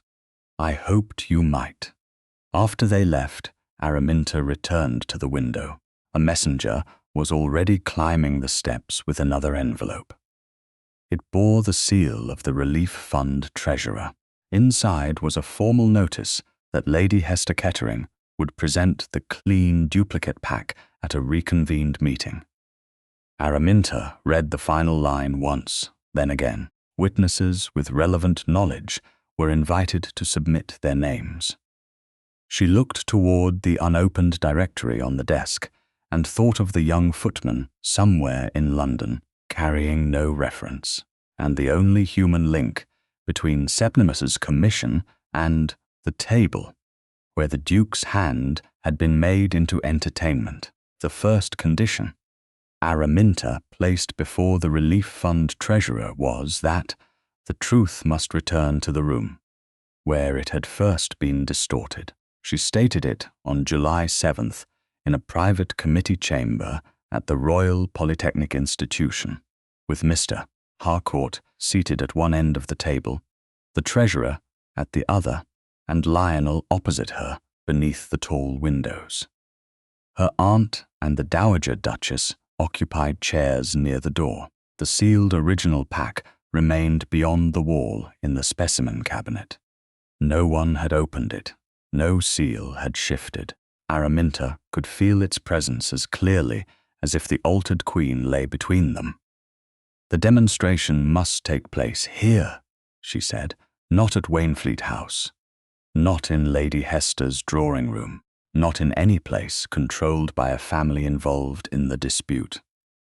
The treasurer dipped his pen. The Polytechnic can provide the lecture theatre, subject to Mr. Harcourt's approval. You have it, Mr. Harcourt said. Araminta continued. The cabinet remains under institutional custody. The original pack is opened only before the invited witnesses. The clean pack remains under your custody until then. Agreed, the treasurer said. Lionel had not spoken. His right hand rested ungloved beside a closed leather portfolio. The tremor moved through his fingers in a fine, steady rhythm. He made no attempt to cover it. Araminta looked directly at him. I speak before His Grace. The treasurer glanced up. Lionel did not. Agreed, he said. You do not touch either pack, she continued. You do not question a witness while I am presenting the evidence. You do not interrupt if you believe I am being insulted, misunderstood, or placed under pressure. His gaze rose then. You ask for a difficult performance. I ask for restraint. Yes. His fingers tightened once against the tabletop. You have it. The result is not to be joined to an offer of employment, an allowance, public protection, an engagement, or any private arrangement between us. The Dowager Duchess became very still. Mrs. Denholm did not move at all. Lionel's face changed only in the smallest way, but Araminta saw the cost of the condition. You believe I might use exoneration as courtship? I believe society might say you did. I will not have the truth reduced to the price of becoming useful to a duke. Nor should you. He drew the leather portfolio toward the treasurer with his left hand. These are all letters exchanged between Lord Septimus, Lady Hester, and the committee regarding the subscription challenge, the proposed vote, and the reconvened meeting. Originals where I possess them. Copies where the originals remain in committee hands. The treasurer opened the portfolio but did not pass its contents to Araminta. Has your Grace seen the cardmaker's written commission? He asked. No. Lionel looked at Araminta. Miss Denholm told me only that it exists and remains with the man who received it. Mr. Fenner will bring the original himself, Araminta said. He will not surrender it privately. A wise man, Lionel replied, an irritating one. The two qualities often share a coat. The remark almost softened the room. Araminta resisted the warmth it stirred. The treasurer began listing the necessary witnesses. Mr. Fenner, Mr. Merrin, Mr. Harcourt, the committee chairman, 3 neutral volunteers to repeat the cut. The dismissed footman remained the uncertain name. Without him, Araminta said, we can prove who commissioned the forcing pack and how it worked. We cannot prove who moved it from the Kettering household to the Polytechnic table. Lionel glanced at the portfolio. The correspondence may show motive. Motive is not movement. No, he accepted the distinction at once. That, more than agreement, showed change. Mr. Harcourt folded his hands. Have you found the young man? A registry office located a possible address near Lambeth, Araminta said. He has not answered my letter. He may think any approach is a trap, the treasurer said.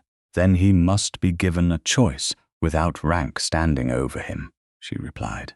Lionel leaned back. What part would you have me play? The question silenced the table. Weeks earlier, he would have acted first and named the action protection. Now he waited. Araminta held his gaze, the part of a man who can hear the truth without owning it. Something vulnerable passed across his face. Then I will remain outside, whatever conversation you arrange with him. 2 days later, the footman came to the Polytechnic by the servants' entrance shortly before dusk. He had received Araminta's second letter, delivered through the registry office with the treasurer's seal rather than the Wainfleet crest. Mr.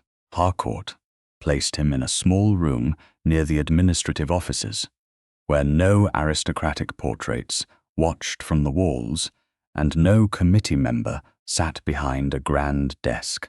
Araminta entered with her aunt and the treasurer. Lionel remained in the adjoining corridor with the Dowager Duchess, exactly as promised. The young man looked thinner than he had at Wainfleet House. His coat was brushed but worn at the cuffs. He stood when Araminta entered and did not sit again until the treasurer asked him twice. You wrote that I wouldn't be called a thief, he said. You will not be called anything that is unsupported by evidence, the treasurer answered. Your statement will be recorded in your own words. You may refuse any question. You may leave before signing. The footman looked toward Araminta. Will Lord Kettering know where I live? Not from us, she said, but if you testify publicly, he will know your name. Fear moved through his face. Then I'll never get another place. You may not, Araminta said. Mrs. Denholm glanced at her, but Araminta did not offer a comfort she could not guarantee. The treasurer can provide a reference stating that you appeared voluntarily, answered truthfully, and were not dismissed for theft or misconduct. It cannot force a household to employ you." The young man looked down at his hands. Lady Hester said if I spoke, she'd tell every house in Mayfair that silver went missing after I came into service. The treasurer's pen stopped. "Did silver go missing?" "No, sir." "Were you ever accused before your dismissal?" "No." "Then that threat will be entered into the record if you choose to state it." The footman swallowed. I pressed the cards. Araminta kept her voice calm. "Tell us how." 2 smooth boards were warmed near the still-room range. Lord Septimus brought a pack wrapped in paper. He said 1 card had been repaired and needed flattening. I put the pack between the boards and weighted it with 2 preserving jars. "Did you open the pack?" "No, miss."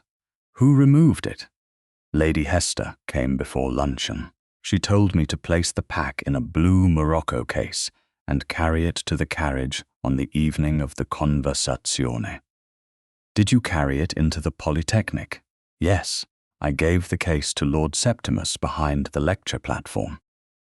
"Was it the same case he used during the challenge?" "Yes. The treasurer recorded every answer." Araminta asked no question twice. She did not suggest what the young man should remember. When he finished, his shoulders had drawn inward as though each fact had cost him a layer of shelter. "Why were you dismissed?" she asked. "Lady Hester said I had been seen speaking improperly at Wainfleet House." "Were you given wages owed?" "Yes." "A reference?" "No." "Any written accusation?" "No." He looked toward the closed door, leading to the corridor. "Is the Duke there?" "In the next room," Araminta said. "He will not enter unless you ask." The footman considered this. "I don't want him to come in." "Then he will not." The young man signed the statement with a hand that shook almost as visibly as Lionel's. No one laughed. The treasurer sanded the ink and placed the paper inside a locked dispatch box. "Will you appear at the demonstration?" he asked. The footman stared at the box. "Only if the committee says before I speak that I'm not there under accusation. That can be arranged." "And if Lord Kettering calls me a thief," Araminta answered, "then he will be required to produce proof or withdraw the word before the room." The young man nodded. "I'll come." When he had gone, Lionel remained outside until Mr. Harcourt opened the door. He did not ask what the footman had said. He looked only at Araminta. Did he choose to testify? Yes. Then I will know the rest when the other witnesses do. The restraint in sentence was quiet, almost invisible. Araminta understood its weight. Lionel had not become powerless.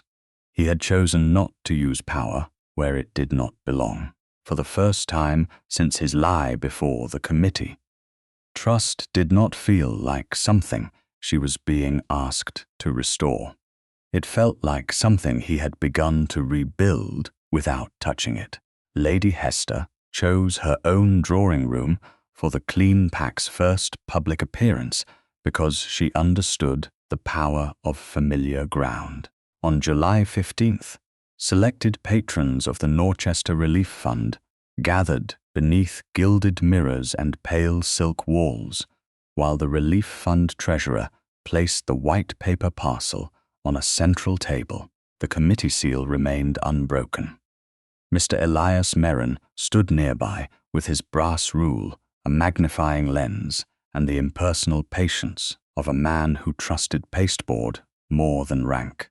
Araminta entered with her aunt. The Dowager Duchess followed them.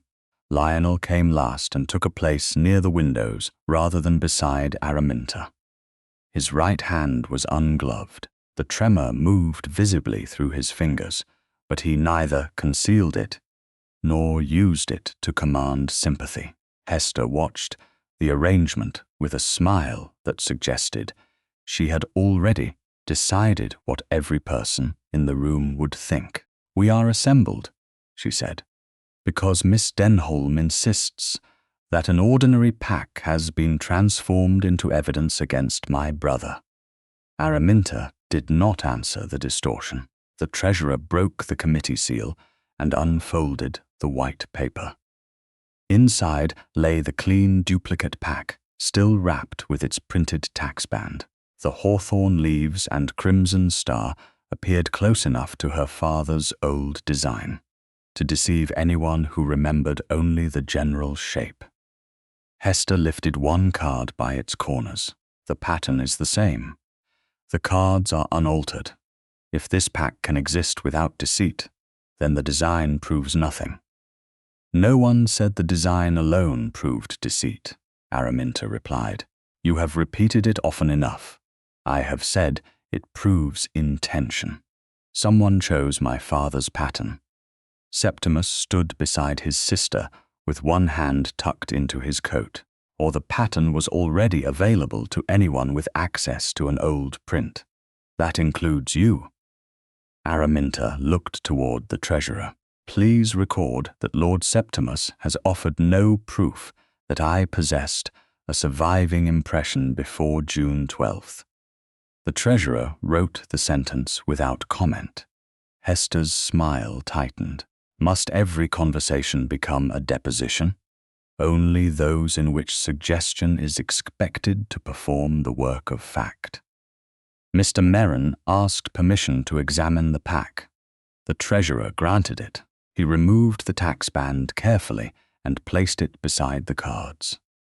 Then he turned over the ace of spades. The room leaned toward him. The duty mark was clear and dark. Merrin studied it through the lens, then compared it with the written description of the ace in the sealed original pack. Different maker, he said. Septimus frowned. The pattern is identical. The back pattern is similar. The pack is not from the same maker. Merrin pointed to the stamp. This device belongs to Pritchard and Vale. The original pack was recorded with the mark of Fenner's workshop. Hester set down the card. Then, two makers copied the same old design. That strengthens my point. No, Araminta said. It proves this is not a control from the same batch. Merrin examined the tax band. It also proves this pack entered duty after the Polytechnic Conversazione. Silence gathered slowly. Hester's face remained composed, but her gloved fingers closed around the edge of the table. That is impossible. The band is dated, Merrin said. So is the maker's entry. Entries can be altered. Then you may challenge the maker before the committee. Septimus stepped forward. This pack was purchased merely to demonstrate that the Denholm pattern can be reproduced without any special card. Purchased by whom? Araminta asked. That is irrelevant. It became relevant when your sister presented it as if it came from the same source as the original. Hester turned to the patrons. This is exactly the spectacle I feared. Miss Denholm has turned a simple comparison into another performance. The first performance was yours, Mrs. Denholm said. Her voice was calm enough to make the room pay attention. Hester looked at her with the cool surprise reserved for women expected to remain grateful for admission. Mrs. Denholm, I had hoped you would prevent your niece from injuring herself further. You hoped I would teach her that silence is the price of being tolerated. Hester's color rose. You have already lost one committee place. There are others that may reconsider your suitability. The threat was quiet. It did not need to be louder. Lionel's hand tightened at his side. Araminta saw the tremor sharpen through his wrist. He did not speak. He had promised not to seize the truth merely because cruelty entered the room. Mrs. Denholm looked at Hester with mild astonishment. Then those committees may manage without me. I had not understood that charity required obedience to you. One of the older patronesses lowered her gaze. Another shifted away from Hester's chair. The movement was small, but it was the first visible cost Hester had paid. Septimus reached for the clean pack. The treasurer placed his hand over it. The cards remain in committee custody until the Polytechnic reconstruction. There will be no reconstruction, Septimus said. A conjuring pack ordered for an innocent demonstration cannot become fraud merely because the Duke embarrassed himself. Lionel's eyes lifted. He still did not move toward the table. Araminta answered. The purpose written on a commission does not determine the purpose of its use. And what evidence have you of use? A witness. Hester's expression changed before she recovered it. What witness? The treasurer opened his locked dispatch box and withdrew the signed statement taken at the Polytechnic. A former footman of the Kettering household appeared voluntarily. He stated that he pressed a pack between warmed boards, placed it in a blue Morocco case, carried it to the Polytechnic, and handed it to Lord Septimus behind the lecture platform. Septimus's face hardened, a dismissed servant inventing stories for a reference. He received no reference in exchange for his statement, the treasurer said. He requested only that he not be branded a thief without proof. Hester looked at Araminta. You found him. A registry office carried my letter, and you filled his mind with your version before he spoke. His statement was taken by the treasurer. My aunt was present. His Grace remained outside the room. Every gaze moved toward Lionel. He stood exactly where he had stood since entering. I have not read the statement, he said. I will hear it with the other witnesses at the Polytechnic. Hester gave a brittle laugh. How disciplined you have become. Lionel met her eyes. Restraint appears less graceful when it no longer serves you. Septimus turned on him. You cannot seriously believe that servant over my sister. Lionel's right hand shook openly between them. Belief is not the question. Evidence is. He looked toward Araminta, but did not speak for her. The choice not to do so was visible now. She felt it more strongly than any declaration. Mr. Merrin gathered the clean pack, the broken tax band, and the ace of spades into fresh paper. The treasurer resealed the parcel and signed across the fold. Hester's argument had not disappeared. She could still claim the original pack had been altered after Fenner delivered it. She could still call the footman resentful. Yet the clean duplicate no longer protected her.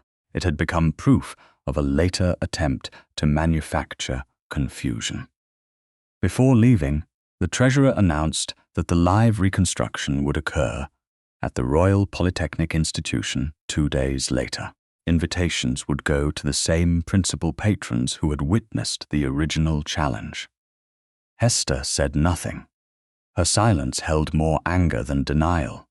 That evening, Araminta, Lionel, Mr. Harcourt, and the treasurer met briefly at the Polytechnic. The glass-fronted specimen cabinet remained locked. One by one, they examined the 3 red wax impressions through the glass. The Polytechnic device was intact. The Relief Fund seal was intact. Lionel's left-handed impression was intact. No fold had shifted. No edge had lifted. The original forcing pack and the altered queen remained exactly where they had been placed on June 12th. Mr. Harcourt checked the lock and returned the key to the treasurer. Lionel stood beside Araminta without touching her. Tomorrow, he said quietly, the room will expect me to act. Will you? Only when the truth belongs to me. She looked through the glass at the sealed parcel, and when it does not, his hand trembled between them. Then I will listen. On July 17th, the lecture theatre of the Royal Polytechnic Institution, filled beneath the same gas jets that had once illuminated the Duke of Norchester's shaking hand for public amusement. The principal patrons of the Relief Fund occupied the front rows. Committee members sat behind them. with minutes books open upon their knees. Representatives from Lord Septimus Kettering's club stood near the side aisle, grave enough to show that his conduct had moved beyond drawing-room gossip. Lady Hester entered in pearl grey silk and took her place without acknowledging Araminta. Septimus followed with the expression of a man prepared to call every fact beneath him. Araminta stood beside the demonstration table with her aunt behind her and Mr. Merrin at her left. Lionel remained several paces away, beyond the direct line of the gaslight. His right hand was ungloved. It trembled openly at his side. He had promised not to touch the evidence, interrupt her presentation, or rescue her from the room. He kept that promise before she spoke a single word. Mr. Harcourt approached the glass-fronted specimen cabinet. The Relief Fund treasurer displayed the key, then invited 3 committee members to inspect the seals through the glass. The Polytechnic device was intact. The fund seal was intact. Lionel's left-handed impression had not cracked or shifted. Each witness confirmed the condition aloud. Only then did the treasurer unlock the cabinet. Mr. Harcourt lifted the foolscap parcel onto the table and cut the wax beneath the signatures without tearing them away. The blue Morocco case emerged first. The complete pack followed. The Queen of Hearts lay where it had been placed after the original demonstration. No edge had been damaged. No card was missing. Araminta picked up the Queen by its corners and held it beneath the nearest gas jet. The doubled strip appeared as a narrow, dark band through the pasteboard. "This is the card I lifted on June 12th, she said. "It has remained under institutional custody since that night. The seals were unbroken until this moment." Septimus folded his arms. "You have proved only that one card is imperfect. Mr. Merrin will determine whether the difference is accidental." The master cardmaker placed the Queen upright against a brass rule, then compared it with 6 ordinary cards from the same pack. The Queen stood slightly higher. The difference was small enough to escape a casual glance and precise enough to serve a practiced hand. Merrin turned it sideways beneath the light. "An added strip," he said, "pasted, trimmed, and pressed. This was deliberate work." Hester's fan opened with a soft snap, a conjuring card. "My brother has never denied ordering entertainment. He denied ordering this pack until Mr. Fenner was found," Araminta replied. Septimus laughed. "A tradesman who wants his unpaid balance. Then he has every reason to preserve his original instruction." Mr. Fenner stepped forward from the second row. He carried a folded sheet inside a plain leather folder. He gave it directly to the treasurer, who compared the signature with Septimus's correspondence already held by the committee. Fenner then stated his account without embellishment. Lord Septimus had commissioned a demonstration pack. He had requested the copied Denholm back design, a blue Morocco case, and 1 Queen of Hearts lengthened along a short edge. "Nothing in that instruction says I intended harm," Septimus said. "It says demonstration. That is what occurred. Then we shall demonstrate it," Araminta answered. Mr. Merrin returned the Queen to the pack under the treasurer's observation. He squared the cards, then handed them to the first neutral volunteer, an elderly merchant known to neither family. Araminta instructed him to hold the deck as Septimus had held it, with the long edge controlled beneath the thumb. Merrin guided the pressure without identifying the Queen's position. The merchant offered the pack to a second volunteer, who cut it. The Queen appeared. A murmur crossed the theatre. The cards were gathered and mixed again. A magistrate's clerk volunteered next. The method was repeated. His cut opened the pack at the Queen. Septimus shifted in his chair. "They've been coached," Then choose the third volunteer yourself, Araminta said. His eyes moved through the audience. He selected a retired colonel seated near the aisle, a man whose friendship with the Kettering family was well known. The colonel came forward reluctantly. Mr. Merrin allowed Septimus to inspect the squared deck, but not to touch it. The colonel cut. The Queen of Hearts appeared for the third time. This time no one whispered. The silence belonged to comprehension.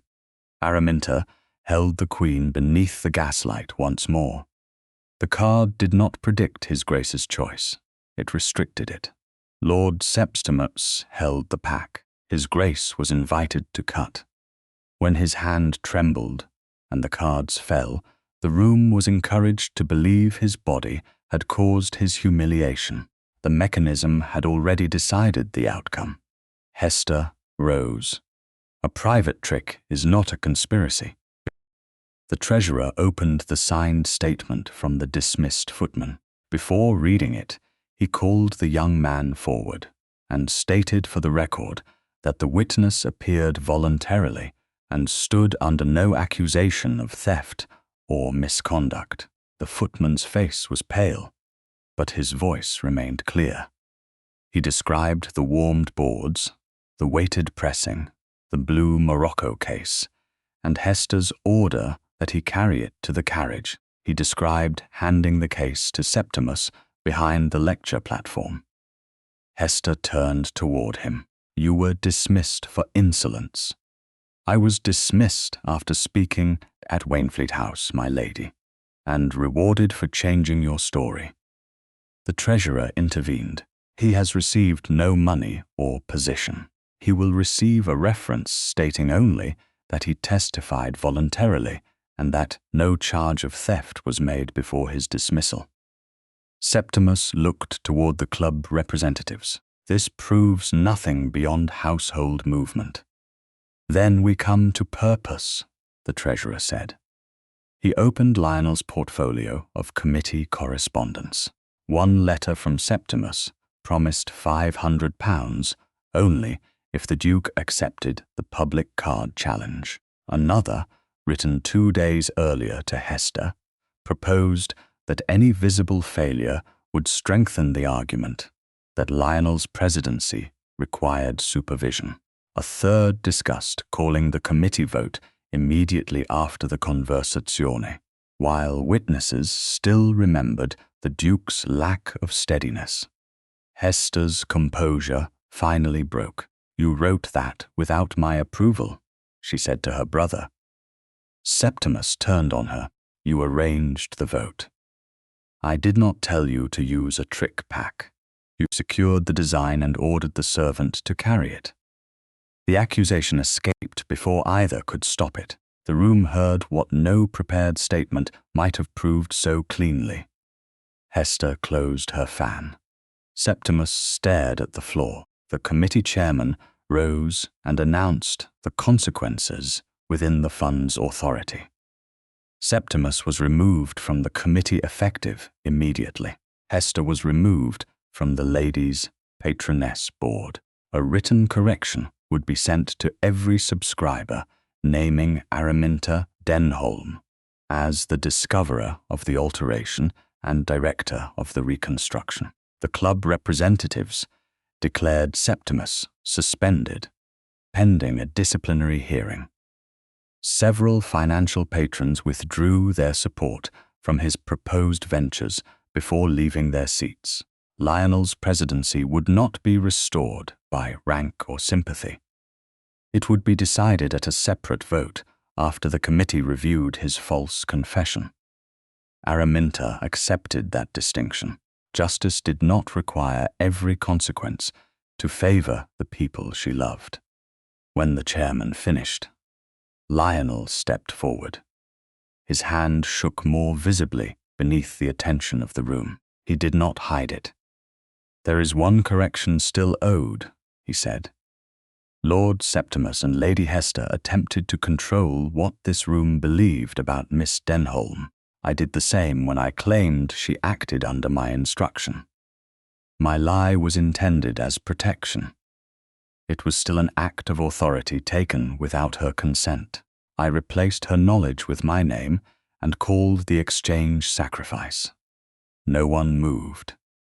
Miss Denholm corrected me publicly when silence would have been easier, whatever judgment the committee makes regarding my presidency. Her record must remain separate from mine. Araminta looked at him across the table, where the Queen still lay beneath the light. He had not asked the room to forgive him. He had asked it to remember accurately. That was enough for now. The evidence was returned to the foolscap. The original pack, Queen, and Blue case were resealed for the Polytechnic archive. Mr. Fenner's commission note was deposited with the Treasurer by written receipt. The clean duplicate remained separately recorded. Nothing changed hands without a signature. By the time the last patron left, the gas jets had been lowered, and the theatre seemed larger for its emptiness.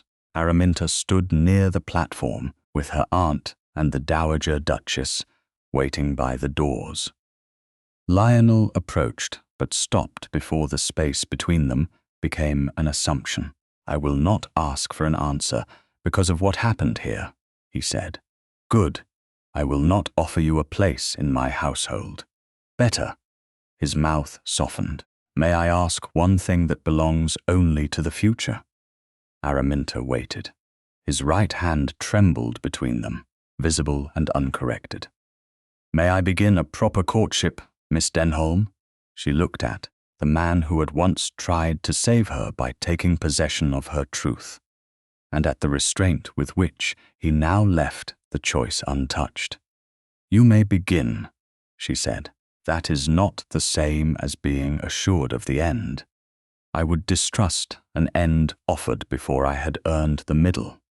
For the first time that day, Araminta smiled.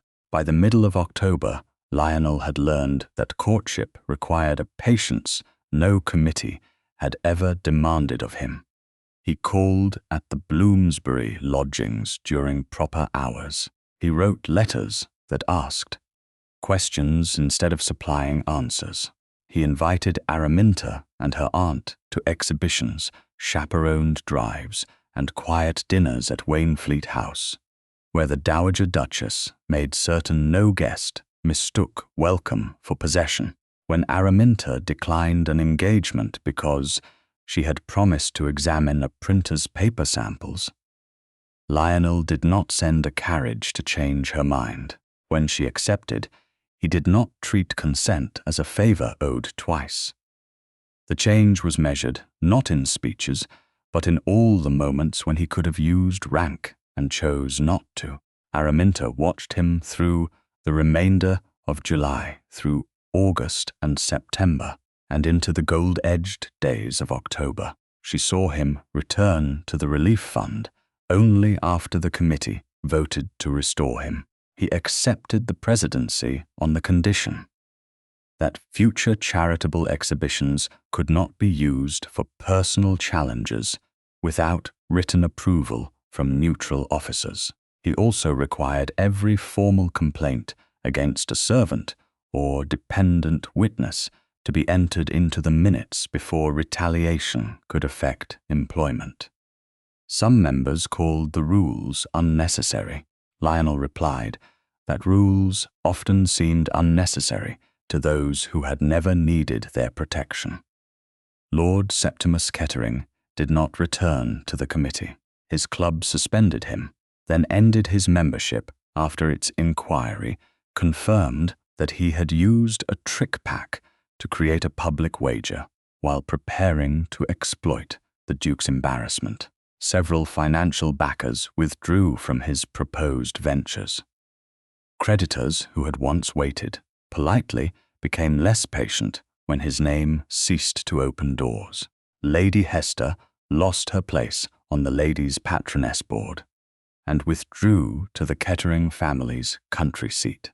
Her elder brother, the current Earl, sent apologies through a solicitor, but did not appear in person.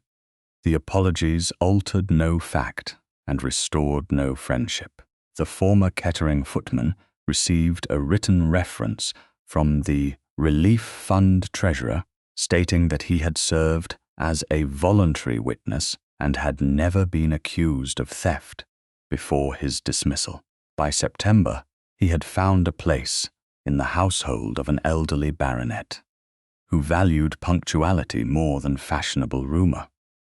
Mr. Fenner received the balance owed for the demonstration pack through the proper settlement of Septimus's account, though the written commission remained deposited with the treasurer until a certified copy was made. The original altered pack, the blue Morocco case, and the Queen of Hearts stayed sealed in the Royal Polytechnic Archive. Araminta never asked to possess them.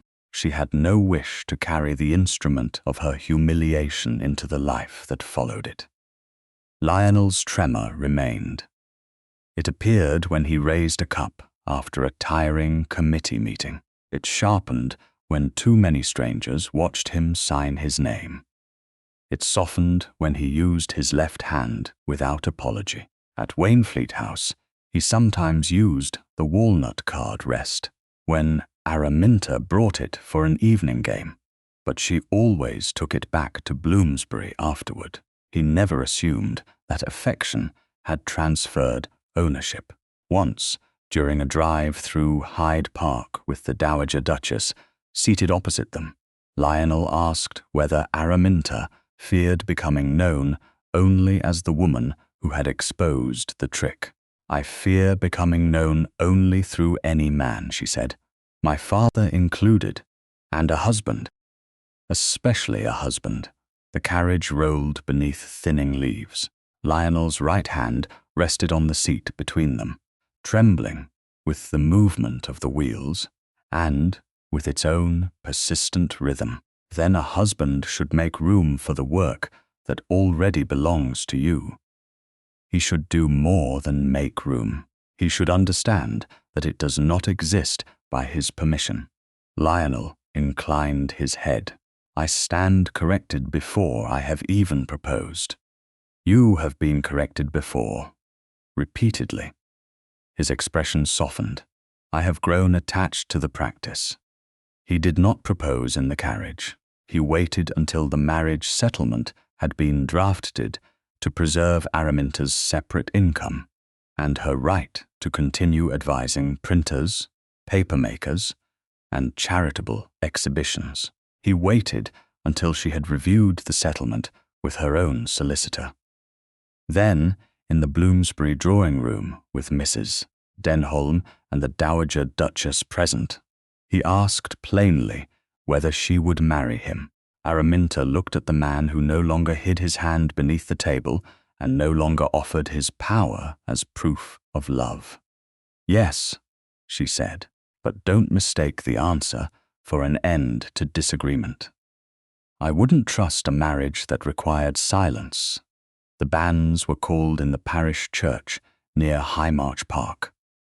On October 19th, under a pale autumn sky, Araminta Denholm became the Duchess of Norchester before a small congregation of family, fund officers, and those witnesses whose presence carried affection rather than spectacle.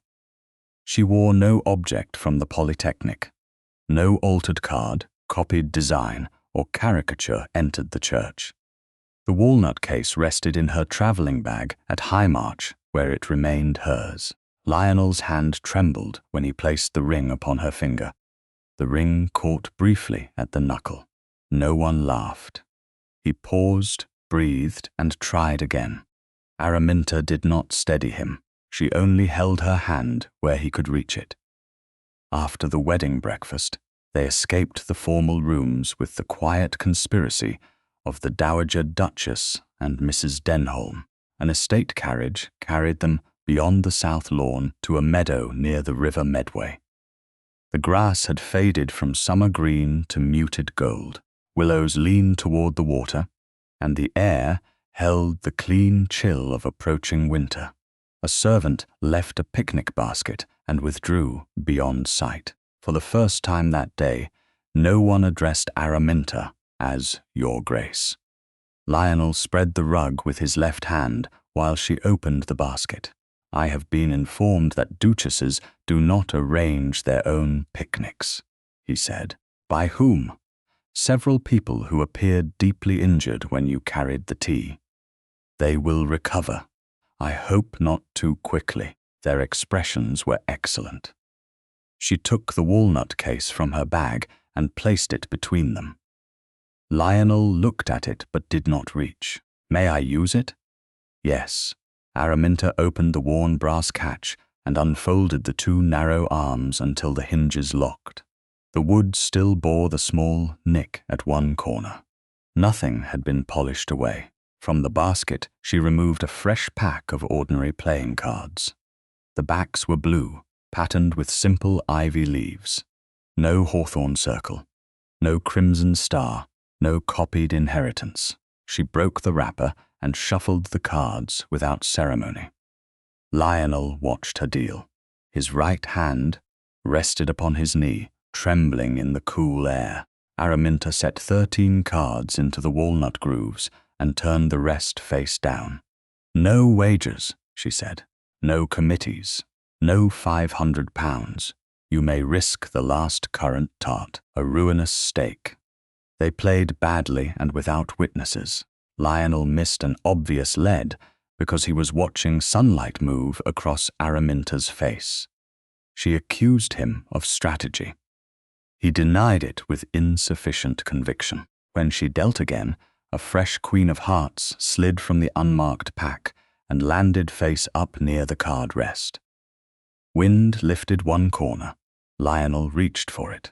His fingers shook, and the card tapped lightly against the walnut before settling into the groove. He looked at the Queen, then at his hand. For one suspended instant, Araminta saw the old expectation return. The room that was no longer there. The laughter he had once learned to outrun. Then Lionel laughed first, not sharply, not as a shield. The sound was warm, surprised, and free of surrender. You have drawn the troublesome lady again, Araminta said. No, he replied. This one hasn't done anything wrong. She smiled and placed her open hand upon the rug beside his. She did not cover his fingers. She did not press them still. The distance between them remained his to cross. Lionel looked at her hand, then moved his own until the side of his smallest finger rested against hers. The tremor continued. So did the river. Above the meadow, autumn light touched the ordinary Queen of Hearts resting safely in the walnut stand, while shame, at last, held no authority over either of them.